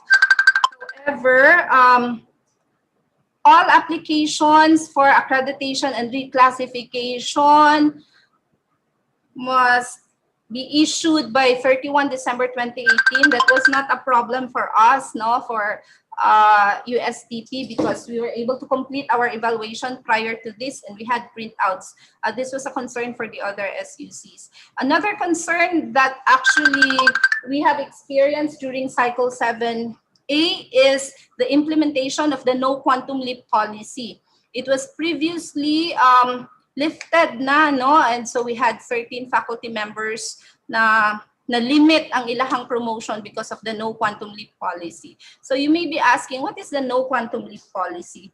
The no quantum leap policy says the faculty member can only be promoted or reclassified to the next highest sub-rank or a maximum of 6 steps, no? Whichever is lower. So for example, if your current rank is instructor 1, no, you can only be promoted up to 6 ranks higher, and that would be assistant professor 3, no, kay instructor 1, instructor 2, instructor 3, and then you will move to assistant professor 1, 2, 3, 4. Okay, so actually you can move up to assistant professor 4. Okay, and it's the same for both. It's the next highest sub-rank, and it is also 6 steps higher. But if you are, example, instructor 3, sorry, if you are instructor 1 and then ang imuhang evaluation is associate professor 2. So with the no quantum leap policy, you cannot move higher than associate professor 2. You can only move up to assistant professor 4. So there were some of us affected by that policy. And then another one that happened is those that were hired after the cutoff. In the prior cycles, we were able to include, no, even those hired after the cutoff, but hired before the evaluation period, kumbaga, during the evaluation, they were already with us. But for cycle 7A, based on CHED resolution and instructions, no, we're not able to include faculty members hired after the cutoff. So supposedly, what are we expecting now, no? According to the joint circular of DBM and CHED, for subsequent evaluation, they are actually referring to cycle 8 and beyond, no? So there will be no subsequent evaluation cycles with respect to the compensation and position classification plan of faculty members that should proceed unless based on a revised instrument. So this is what we are actually waiting now, the revised instrument that is to be issued by CHED and DBM. No? And they already specified some of the possible revisions in the instrument. First is that it should be based on civil service rules and regulations. And then there will be equal emphasis on the teaching, research and extension production, provision to encourage dissemination and documentation, and then inclusion of criteria on active engagement, linkages and partnerships, and provision to ensure that only holders of earned doctorate degrees are qualified for promotion to full professorship. In the current instrument and guidelines, even if you do not have a doctorate degree yet, you can be promoted up to Professor 3. But CHED is now saying in the subsequent evaluations, you cannot be promoted to professor rank if you do not have a doctorate degree. Okay. All right. So, and then they actually mentioned that the new guidelines shall be issued 6 months after the signing of the circular. This circular was released August, and so supposedly by February this year, dapat na tayo instrument. So I heard that PASUK, I have been asking man po the PASUK office. I heard that they are already working on this, no, lobbying for the release of the new instrument. But up to now, to date, wala pa a very clear na answer to when the instrument will be released and when the evaluation will proceed. Okay, so I heard that some of us here are actually part-timers. No, we also conduct evaluation for part-timers for their hourly rate. No? The process of that, if you want to ask, is that you need to submit your documents to the dean's office, and the dean will endorse your documents to the zonal center for evaluation, and then the results will also forward to the dean's office also. Okay, so that's all for my presentation on NBC number 461. I think we will have a question and answer later, so I'll be happy to answer your queries later. So if you want, again, if you want a copy of the instruments, no, you may email qaa@ustp.edu.ph. You may also call us, local number 227, for clarifications regarding NBC number 461. Thank you very much.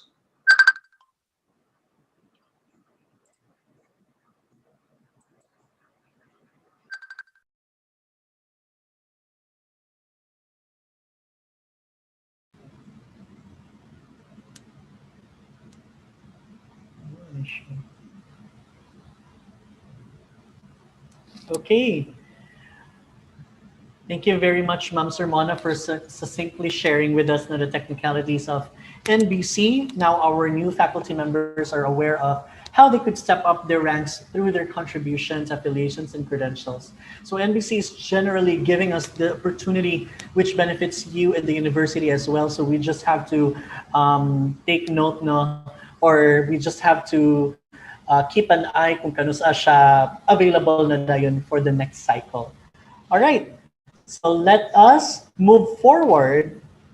So apart from research and extension, we may also choose the academic track. So because part of our growth here in this system is also our pursuit for education and academic prosperity. To give us an orientation on faculty development program or scholarships, which is supposedly the Vice Chancellor, no, for Academic and Student Affairs of Cagayan de Oro campus. However, nabasi na siya giatinan nga very important kay nga matter.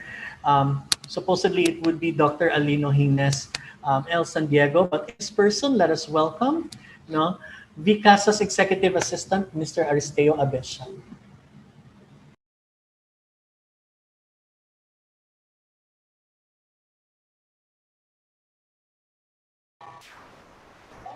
Hello, good morning, everyone. In behalf of our Vice Chancellor for Academic and Student Affairs, I'll be discussing the Faculty Development Program. So let me share my screen.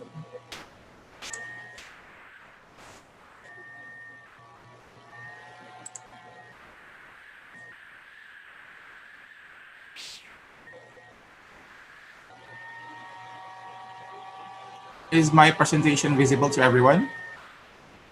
Yes, we can see it, po. Okay, so let me proceed. So for the outline of my presentation, I will be discussing the rationale, the highlighted details, and the legal basis.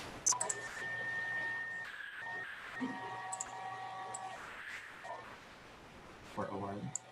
So USTP continues to uphold its vision to be a nationally recognized science and technology university, providing the vital link between education and the economy.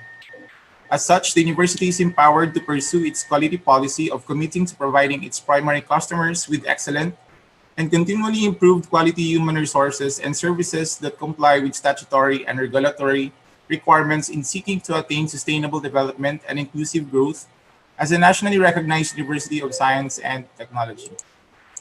Per Faculty Development Manual Chapter 4, the unprecedented technological advancement globalization, and increasing demands of industry have made higher education a national concern with an international dimension. So the USTP proactively responds to the challenges for higher academic standards and quality by developing, nurturing, and supporting a pool of faculty who are the front runners, constantly keeping abreast with cutting-edge innovations in their fields of specialization and pursuing holistic growth as learners and scholars. Per RA 10919, Section 17, it provides for the support of qualified faculty members subject to the approval of the board. In line with this, the university has established the Faculty Development Program, per BOR Resolution number 62 Series of 2017, to further hone the potential capability and expertise of its teaching workforce through a diversified continuing education, sending them for advanced studies, innovative learning programs to highly reputable universities around the world. Let me discuss the general guidelines and the preparation and review and revision of the Faculty Development Program.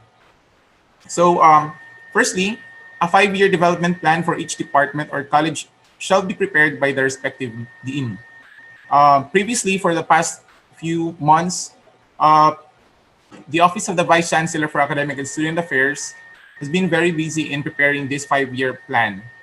It goes first with the department level, so the faculty lists their desired or preferred university where they wish to enroll, and then the list from the department will be submitted to the college, and then the college will consolidate everything, and then from the college deans, it shall be presented to the Vicasa, and then from the Vicasa, it shall be presented to the management committee, and then to the academic council, and to the board of regents. Now, just yesterday, the the 5-year development plan has been presented to the academic council, and it has been already endorsed to the board of regents.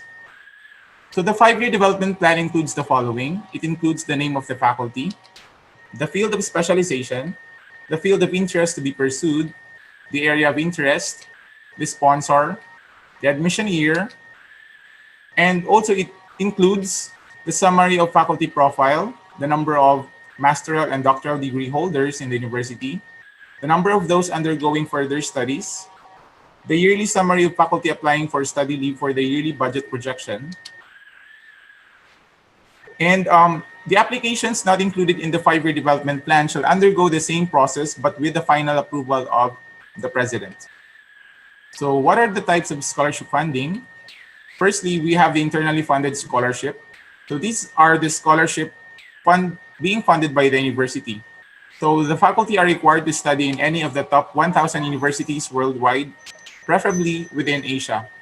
Now, within Asia, it's preferable na mag-enroll ta sa mga universities whom we already have the memorandum of agreement, such as, for example, the STUST or the Southern Taiwan University of Science and Technology at Taiwan. We also partnered with the AIT or the Asian Institute of Technology in Thailand. We also have partnered with the Asian Institute of Management or AIM. And in China, we also have partnered with Harbin University of Science and Technology. And also we have at Xiamen University of Technology also in China. So for the externally funded scholarship, these are the scholarship being funded by other granting agencies or institutions in the Philippines and abroad. So faculty are again required to study in any of the top 1,000 universities worldwide. A faculty scholar may be allowed to pursue research or teaching assistantship subject to the approval of the university president through the chancellor as recommended by the Faculty Development Committee or what we call the FDC, in the condition that the degree program will be completed within the duration prescribed by the USTP. So the principles of prioritizing of faculty scholarship. So number one is the direction of the college or the department. The graduate studies aligned related to the program or the niche program. So number two, faculty scholars with external funding, they are given priority since the funds are not coming from the university but from the outside of the university. The degrees aligned to the program will be given priority. And then thirdly, we have the Center of Development or the Center of Excellence. Since our university is aiming that we have a lot of COD and COEs already. So that's why we need to encourage our faculty to apply for scholarships. Number 4, the delivering higher education institution, or the DHEI. And then the choice of host university. Again, the top 1,000 universities worldwide, preferably Asia, in internally funded scholarship. For externally funded, top 1,000 universities worldwide. So faculty scholars who opt to study abroad shall be given priority. Host universities which have been previously identified or have graduated a number of USTP faculty may not be considered as appropriate venue for graduate studies. Number 6, sustainability of the program while faculty are on study leave. Balance between sending faculty for graduate studies and the continued effective delivery of programs by the remaining faculty in a department. And then we also consider faculty profile. We also consider the potential for research and innovation. If he is highly motivated, a prolific researcher, and actively engaged in research publications, active in establishing networks and linkages for collaborative work. For the program duration, for the master's program, it is expected that the faculty will finish in 2 years. And then for the doctorate program, it is expected within 3 years. And then for the postdoctorate, 1 year. For the extension of study leave, a maximum of 1 semester or 6 months with financial assistance may be granted, subject to the approval of the board. Now for the scholarship requirements, so let me discuss first the qualification. Number 1 is he or she should be a regular plantilla position holder.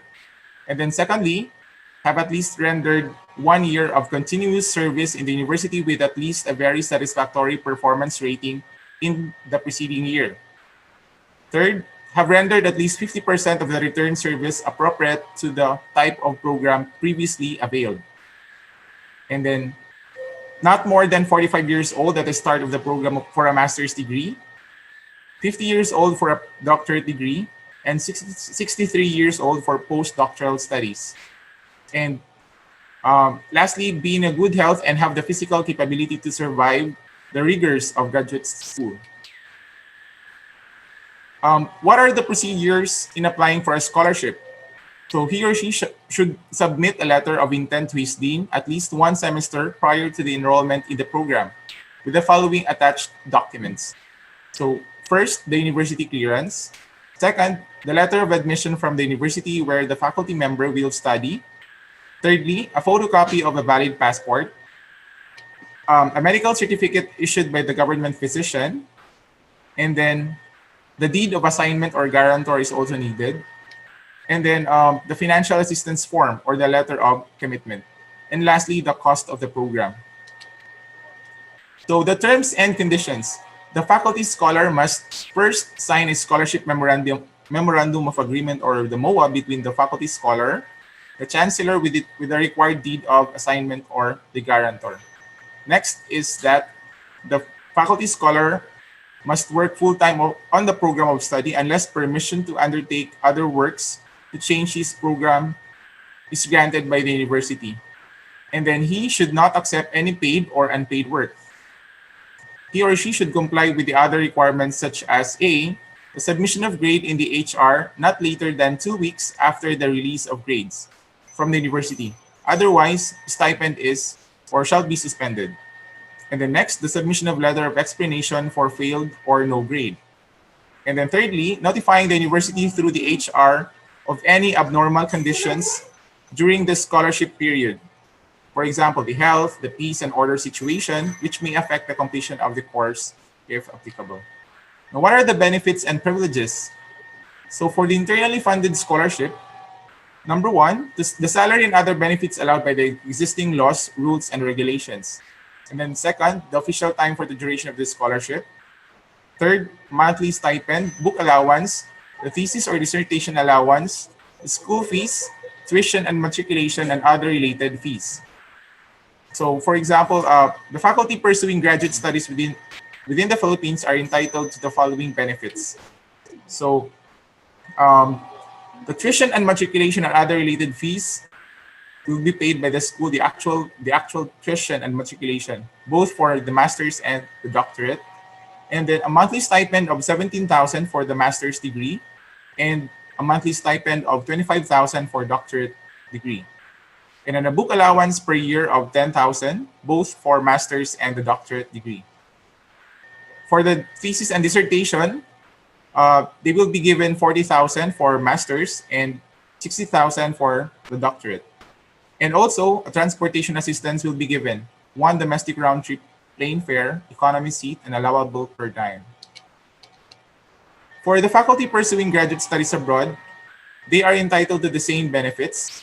However, the amount will be based on the prevailing average rates that the university normally gives to its own scholars. So, one international round trip plane fare will be provided. For the externally funded scholarships, salary and other benefits allowed by existing laws, rules, and regulations will be provided. The official time for the duration of the scholarship, one domestic round trip plane fare only, and allowable per dime as deemed necessary. And then for MA and PhD scholars, they shall receive stipends from the university based on the prevailing rates that the host university normally gives to its own scholars. To the termination of scholarship, the scholarship may be terminated for any of the following reasons. 1. Faculty scholars' academic work or conduct is unsatisfactory. Number 2, for no valid reasons, fails in 2 or more subjects in a semester. However, for meritorious reasons, the faculty scholar may be allowed to re-enroll the failed subject at her own expense. And then, thirdly, the faculty scholar accepts or engages in activities for a fee. And then the faculty scholar becomes unable to complete the program because of illness and or absent from his studies for more than 6 months. So the repayment obligation. Of course, since the university has invested a lot of money for us or for the faculty, then there should be a repayment obligation. So upon completion of the scholarship, the grantee shall render the required return service. First, the faculty scholar should return to the university within 1 month after the completion of the program or after date of graduation, whichever comes first, unless there is justifiable reason for non-compliance thereof. Second, return service. The period of return service shall depend on the degree pursued and completed. For every year or a fraction thereof of scholarship, the return service shall follow. For the master's program, 2 years for every year or a fraction thereof of scholarship grant. And then for doctorate program, 3 years for every year or a fraction thereof of a scholarship grant. In case that the faculty scholar fails to return to the university 1 month after completion of the program or after graduation, the said scholar is required to submit a letter of justification for consideration. If not meritorious, the faculty scholar shall refund the monetary benefits accorded to him. Failure of the scholar to refund the entire amount within 30 days from the time he is expected to return to the university shall cause the forfeiture of property or properties submitted as collateral, or the subsidiary liability of the guarantor applies. Therefore, we really need to follow the rules. So let me give you a background of the CDO faculty profile. So for the College of Engineering and Architecture, we have a total of 82 faculty members. So for those with PhDs, we have 12. Without PhDs, 33. Without MS, 37. For CITC, we have 2 faculty members with PhDs, 21 without PhDs, and 19 for without MS. They have a total of 42 faculty members. For the CSTE, 18 out of 44 have PhDs and 22 without PhDs. For the College of Technology, we have 3 out of 31, those with PhDs and 13 without PhDs. For the CSM, 15 out of 89 have PhDs and 58 without PhDs. So a total of 50 out of 288 have PhD degrees. So the USTP system is ranked as level 4 SUC. So for USTP-CiTL to get the maximum point allocation under the faculty profile indicator for SUC leveling, a significant increase of 7% for doctoral degree holders should be attained, or an additional 19 PhDs. So there is a total of, as you can see in the graph, the pie chart, there's a total of 82.64% of the faculty members that need to undergo faculty development program. So this is the current USTP-CDO scholars from 2015 to 2020. So we have a total number of 50 scholars. For the masters, we have 17. For the doctorate, we have 33. And here is the distribution of our scholars. So we have 18 out of 50 scholars who have enrolled in Asia. And then for the specific country, Philippines, we have 28 out of 50. And then for USA, we have 1. For the Europe, it should be 3, sorry. And then out of 50, the institutionally funded scholars are 36. And then we have 14 external grants. So this is the 5-year faculty development plan of the USTP-CDO. This has been presented yesterday at the Academic Council. So for the year 2021, there is expected, we are hoping that we can send at least 11 faculty scholars. For the year 2022, we are hoping to send 17 scholars. For the year 2023, 18. For the year 2024, 18. And for the year 2025, a total of 22 new faculty scholars to be sent. So this is the projection after 5 years. So for the year 2020, this is our current faculty profile. 51.04 without PhDs. With PhDs, only at 17.36. And without master's degree at 31.60. So it is expected that after 5 years, hoping that everyone will accomplish or will finish their studies in or on time, so we have this significant increase of 14.24% for the faculty who now have completed PhD level. A decrease of 2.43% for faculty without masters, since they have now reached the PhD level. And then a significant decrease of 11.8% for faculty without PhDs. So the legal basis for our faculty development plan is the RA 10919, Section 17, the USTP Faculty Manual, 2018 edition, the USTP Revised Faculty Development Program, the DBM and CHED Joint Circular Number 1, Series of 2016, for the SUC leveling, and then the CHED Memo Order number 40, Series of 2008, requiring that higher education should have at least master's degree. And then the 7 Directional Agenda of Diversity. So that is, thank you very much for the time.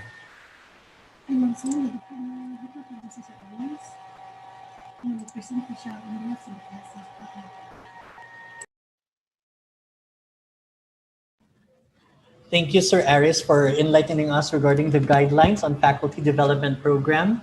Definitely, it is something that our newly hired faculty members are looking forward to availing. So this is a chance to further advance on their academic pursuits.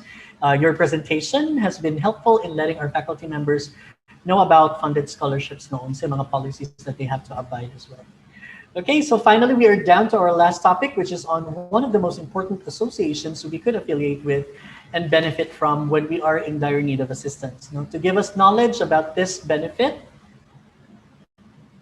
okay, let us welcome the chairman of the Department of Mechanical Engineering and the ever responsive president of the Faculty and Support Personnel Association, Dr. Antonio Abdusami M. Magumnan.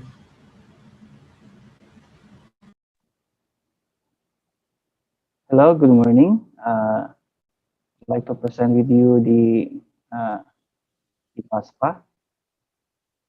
Can you see my screen?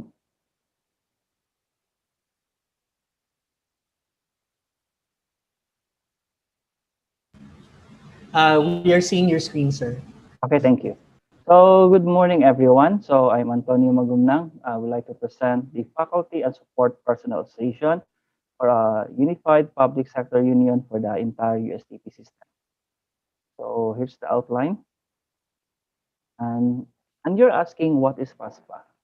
FASPA means Faculty and Support Personnel Association. It is a duly organized and a sole legitimate public sector labor organization of the USTP system.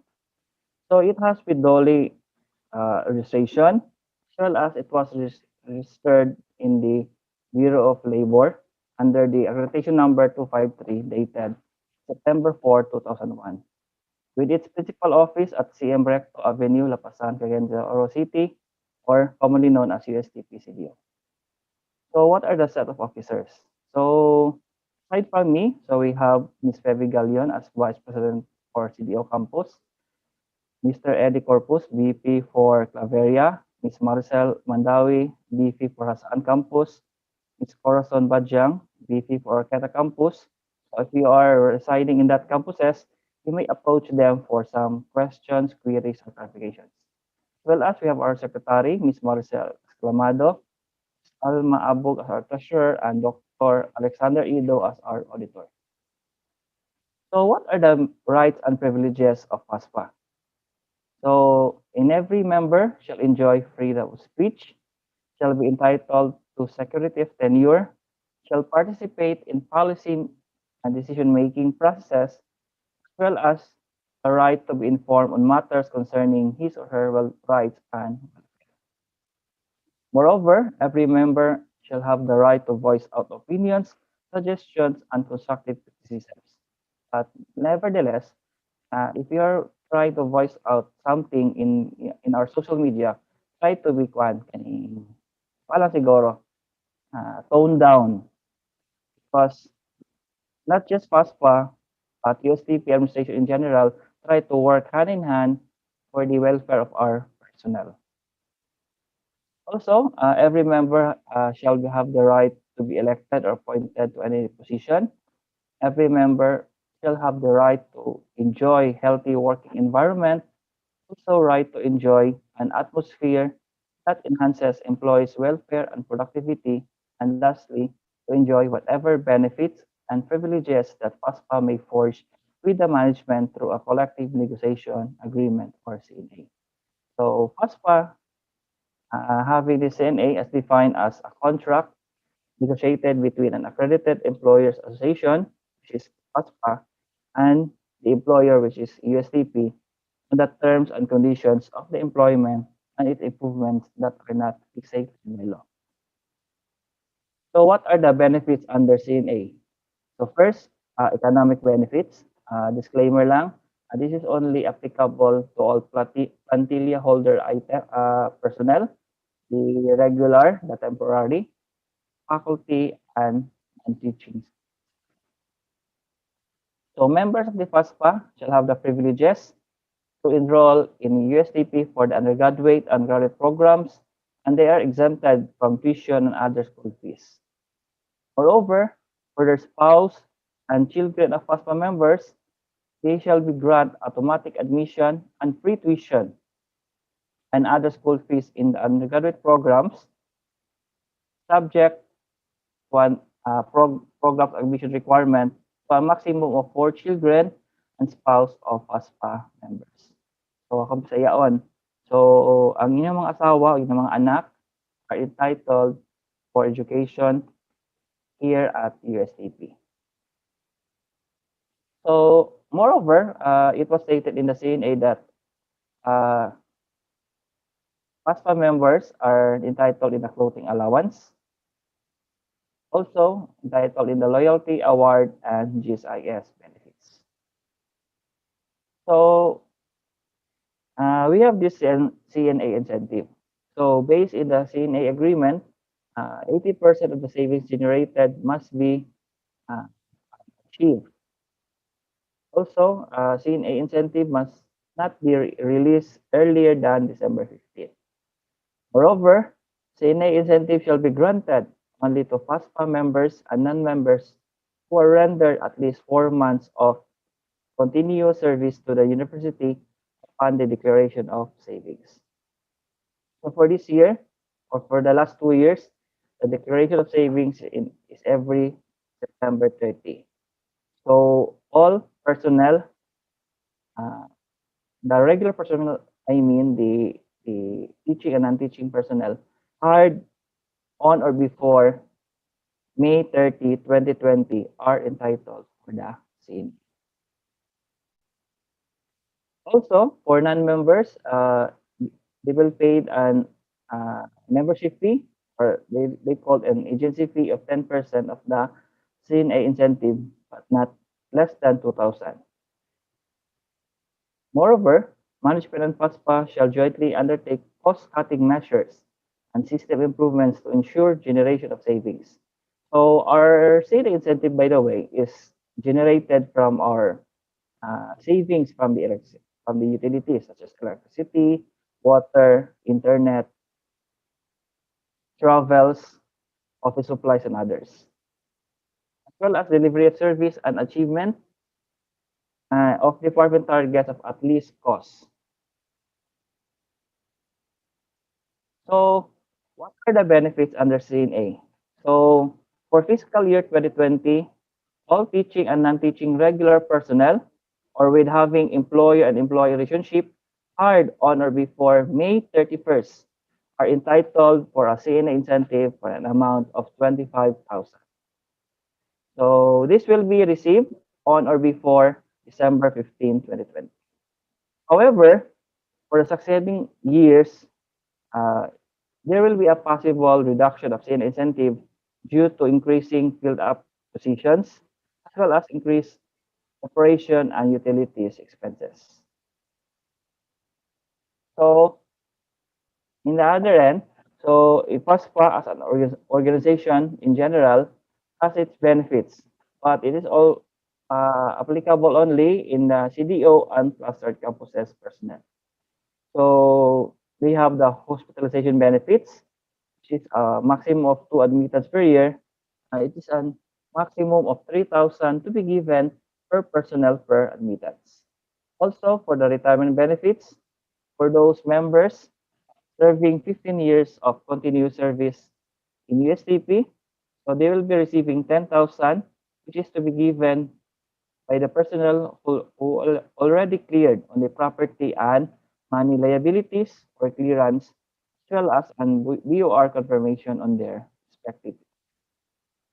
So for more questions and queries, so you may search the USTP FASPA Facebook page, or you may email your questions to faspa@ustp.edu.ph, or on my personal email, antonio.magumnang@ustp.edu.ph. Thank you and good day.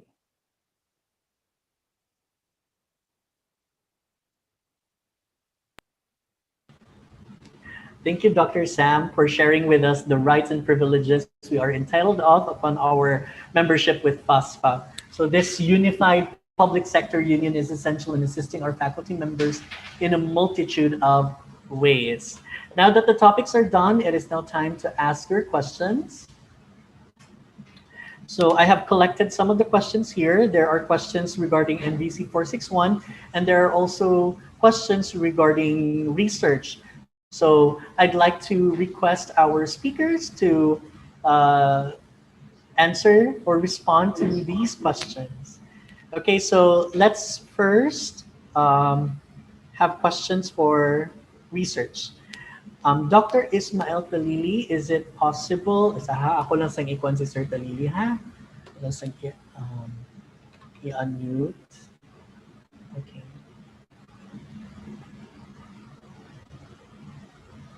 So the question goes, Dr. Ismael Talili, is it possible that a part-time faculty can lead a research proposal?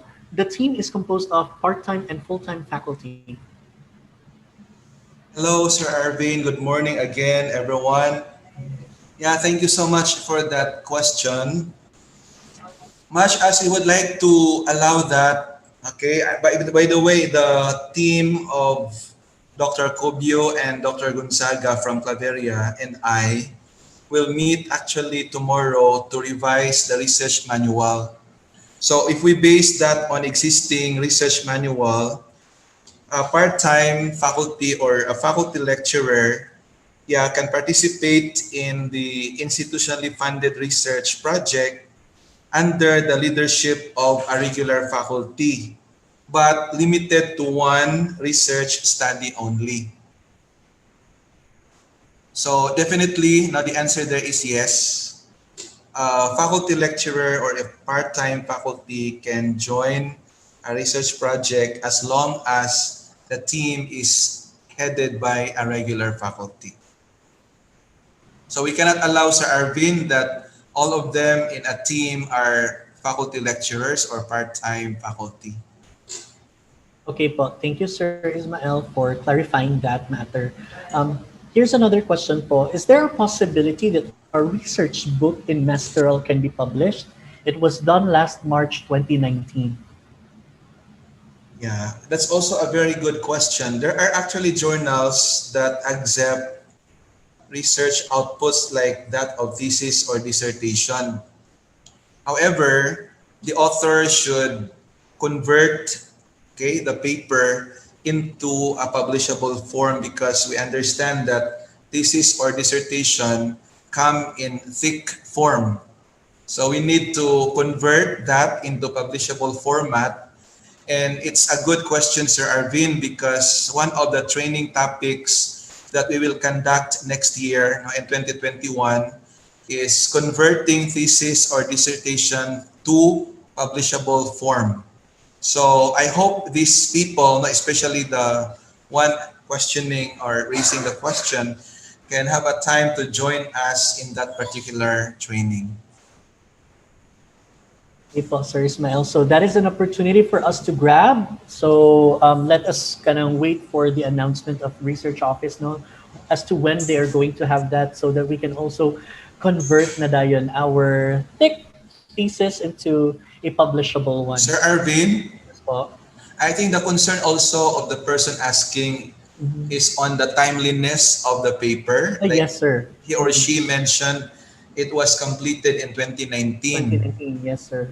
Yeah, I think that has got to do with updating your literature review as well as your introduction or other parts of the paper in which you can find citations. Mhm. There are journals actually that require cited authors or cited work that have been published 5 years back. Meaning to say, those publications published below 5 years back, for example, this year we are already in 2020, so it should be 2015 to 2020 within that range, okay?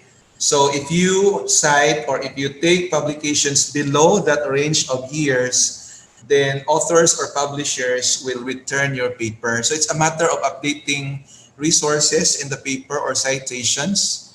Of course, you need also to mind the fluidity of thoughts when you update the years or citations. Thank you. Thank you, Sir Mael. Here's the last question for so far, no? Question for research. Can we submit proposal for institutional whole year round, or will we have to wait for a call for proposal? Yeah, that's another good question. Thank you, Sir Arvin. In the past, now before I sat as the research director, the usual practice is we make a call for research submission, meaning the faculty members will have to wait for the call, which happened once a quarter, meaning 4 times a year. And when I sat as the research director, I changed the course or the manner of calls. We made that year round, meaning a faculty member or a team can submit a proposal any time of the year without waiting for the calls. That's interesting, and that's very beneficial, Sir Nokay. We can actually just avail it anytime. Thank you for that, sir. Yeah. Okay, so okay. Thank you, Sir Mael. I think those You're are welcome, Sir all the Arvin. questions for research. Now let us proceed to questions on NBC 461. So, um, ako saan i-unmute si ma'am. Okay. Thank you, Okay. Sir Arvin. You're welcome, ma'am. Okay, so the question goes like this, ma'am. In this cycle of the evaluation, you were not able to have yourself ranked. Will I be considered by the next cycle po? Um, I actually have a question prior to answering that question. If kanusa siya na hire, sir? Okay. So that's So it will something to actually, consider. yes. Oo. So Kanusada na hire.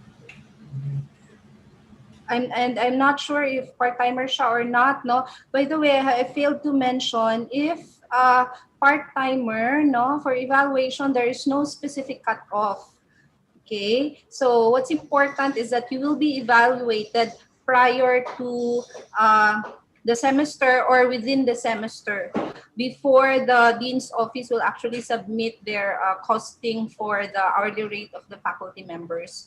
But it's actually the dean's office who will request for the submission of documents and also endorse to our office. So there's no cut off. All your documents until um, uh, the month prior to the start of the semester. So for example, for first semester of 2020, no, so we will consider all your documents until July 2020 because our semester starts August.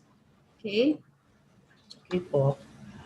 Here's another question. How about those administrative functions that were not issued special order, but were actually performing but we were actually performing tasks or functions that you were designated with by the campus director. Specifically, from year 1987 to 2016, I was designated campus registrar, and 1987 to 2005 as campus collecting officer.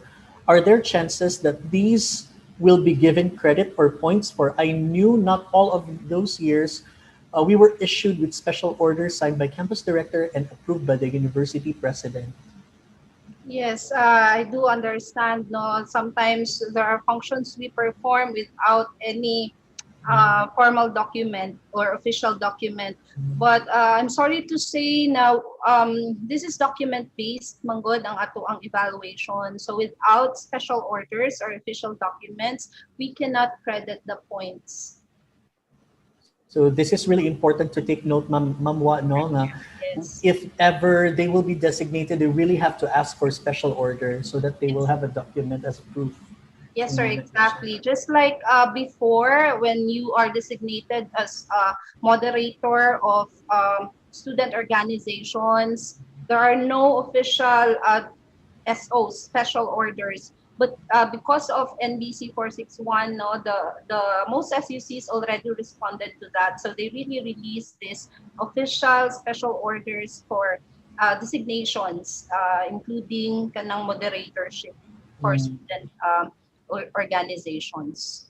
Because nagya pa na siya point, one per year. okay po. How about this, Ma'am Wa? Can a part-time apply for an accreditation of full professor rank? Okay. The purpose of evaluation for part-timer is only to compute or specify their hourly rate. So accreditation for full professor is not necessary. No, so they can still claim. No, if their CCE points, we only evaluate for CCE points for part-timers. So if their CCE points will reach the professor level, they can claim the hourly rate equivalent to that professor rank. Mm, okay. That's clear, no?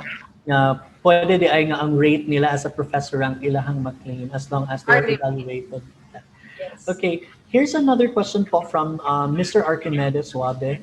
Is providing specialized services to the university, such as workshops for master planning, have a bearing in the scoring of the NBC? I'm assuming he is referring to speakership if he or she will parang conduct no workshops as trainers. Yes, there are equivalent points no for speakership. The only requirement that we'll be looking for is that the audience must be professionals. Okay po. So again, the audience should be professional. So that will count. No? Thank you, Ma'am Wa. I think so far maopa na siya ang questions for NBC. Yes, sir, Okay. you're welcome. We have a question for scholarship muna before we proceed to the extension. For scholarship, may I also ask Mr. Kung ano, Sir Aris to answer this. For faculty scholarship, sir, can we still apply for a faculty scholarship for the conduct na lang of master's thesis po? Master's thesis and For the conduct na lang of master's thesis, can they still apply for a faculty scholarship? based on our revised faculty development program, let me read under the self-subsidized study. This refers to graduate program engagement of regular faculty under self-subsidy arrangement. Under this engagement, the faculty may be granted study leave with salary and research assistance, or thesis or dissertation allowance commensurate to that of the regular scholars of the university. So ayun. They may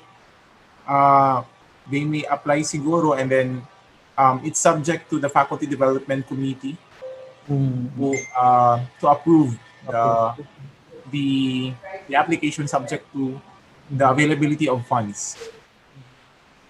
Okay, so for the faculty who is asking this, you may request na lang din for this to to happen.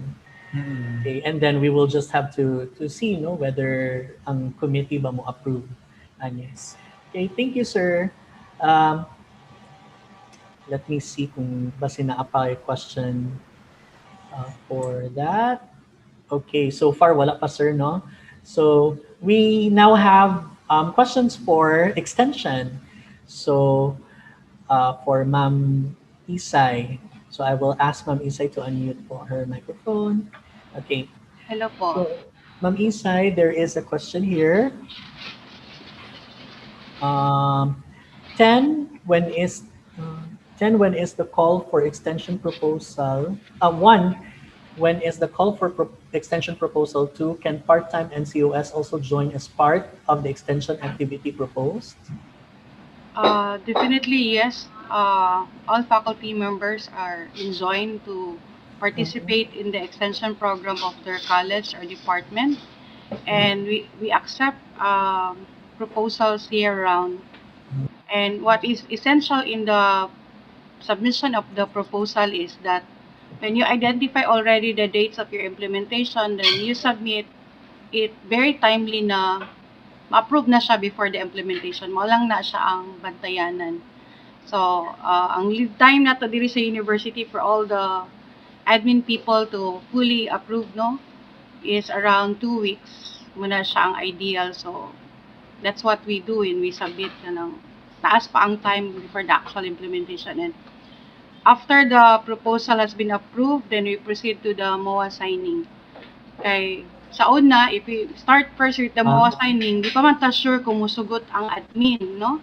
So una ang project proposal approval, then we proceed to the next document. Mag-ask naman. MOA signing. So I hope I was able to answer the question. Okay po. Thank you, Ma'am Isay. Okay, so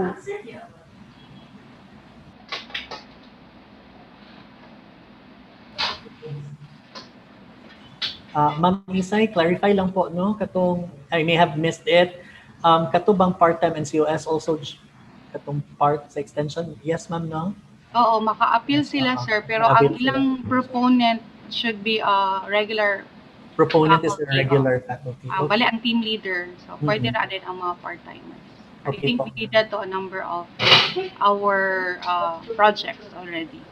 Okay, ma'am. Thank you, ma'am. Okay, so we now have a question for FASPA. Okay. Okay, for FASPA, this will be for Sir Sam. So, wala na si Sir Sam. Okay. Siya.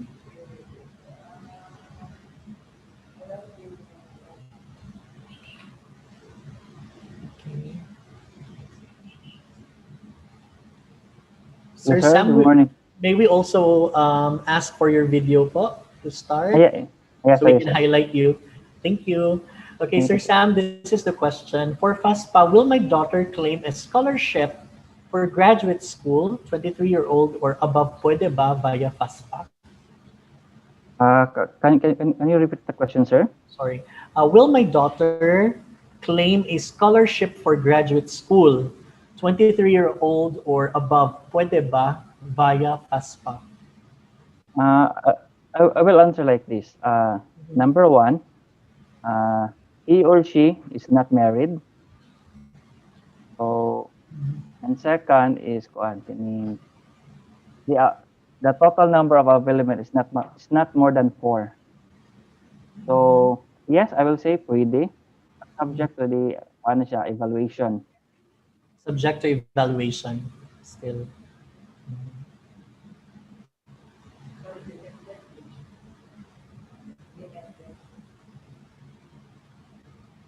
Okay, so okay. Thank you, Sir Sam. Okay, thank you, sir. Here's another question for Ma'am Wawa. Ma'am Wa, Yes, sir, RP. need pa ba graduate sa masters para makarank ang part-timer? Currently, no, based on our practice, there's no limitation as to evaluation for part-timers. So, pwede, yes. Sa before, in NBC 461 evaluation, without master's degree, one can actually be promoted until assistant professor one only.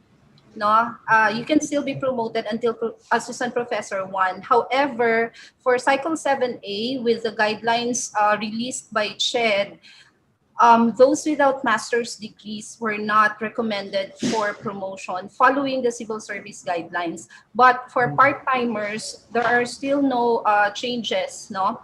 And because the purpose, as I've said, is only to identify their hourly rate. Okay. Here's a question po, Ma'am Wa. Sorry, I may not have heard about the information earlier. When is the next cycle for NBC? We are all waiting for guidelines, the new guidelines actually, no? Number one is the instrument, although based on discussions with PASUK, there are requests to continue the evaluation using the existing instrument, pero that is still under negotiation. So at the moment, we really do not know when we can proceed with the evaluation for cycle 8. Thank you, Ma'am Wa, for clarifying that for our viewers, attendees rather. Okay, so are there any other questions? Uh,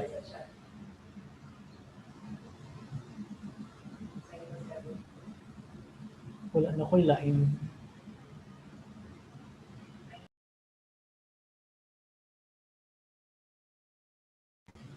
Okay, so we are done with our Q&A, but for now, we would also like to, we would also like to know how you found day 3 of Focus. So please give us your feedback, and compliments are also very welcome.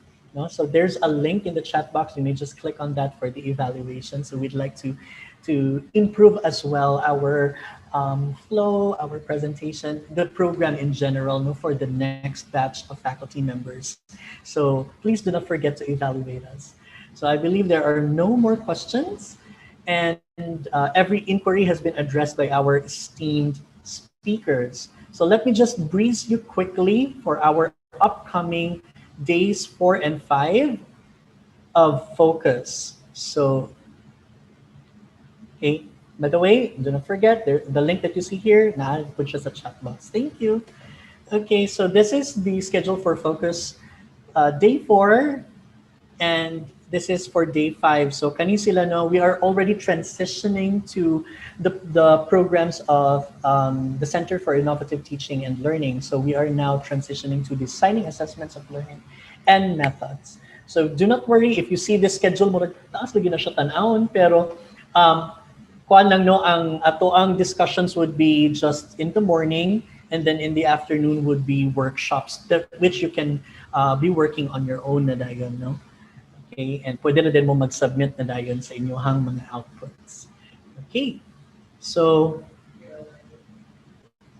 please do not forget, by the way, as you're seeing this, please do not forget that by November 26 and 27, that's Thursday and Friday of next week, as we are transitioning to focus day 4 and 5, do not forget to prepare with you your syllabus, your exam questions, your TOS, so that you can also look at them and assess and reevaluate. Okay ba okay ba ni ang ato ang kuan? Okay ba ni ato ang mga gipang buhat, no? Okay, so that we can also have this no in the workshop. Okay.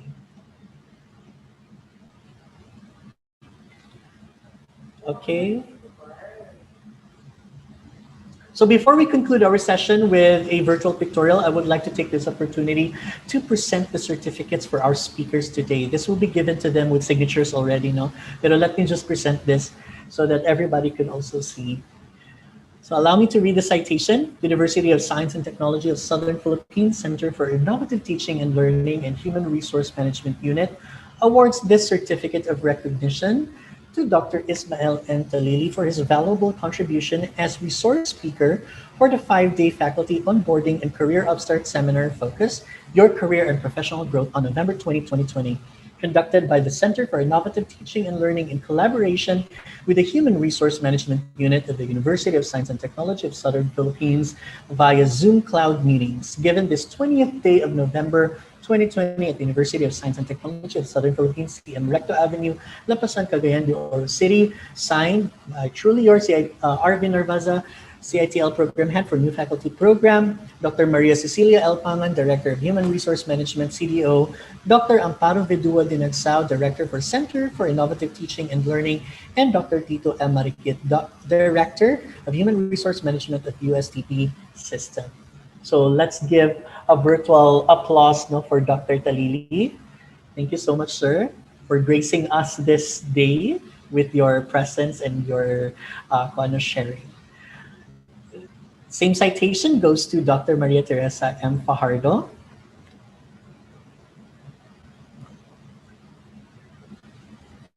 The same citation goes to Ms. Nevea Lua D. Sermona.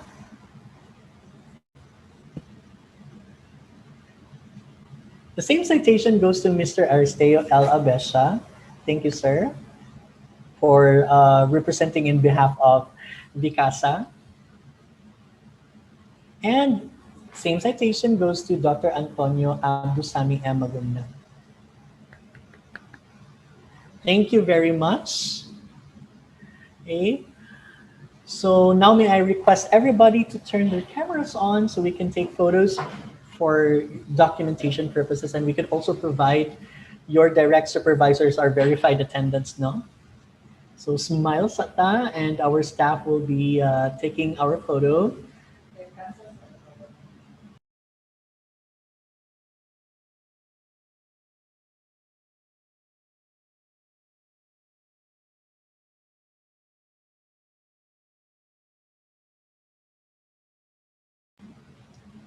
Smile sa tantanan.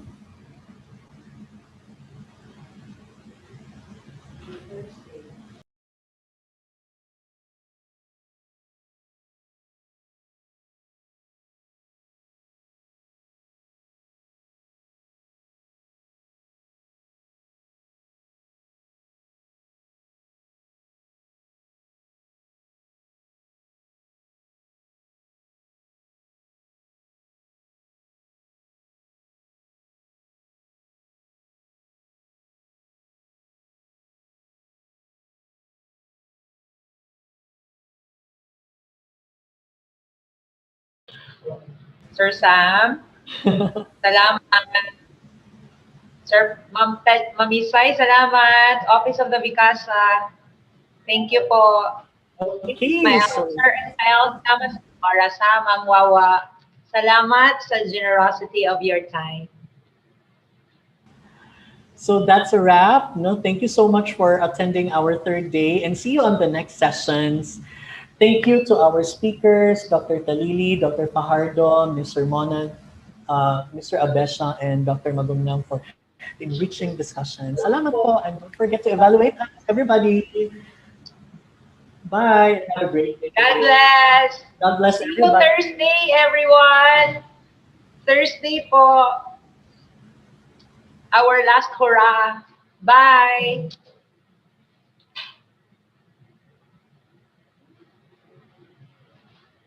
You're welcome. Sa mga nag-thank you CITL, you are very welcome. And we are always here to support and serve you.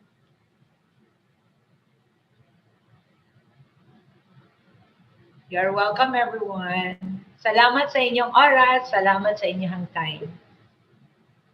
This is for you.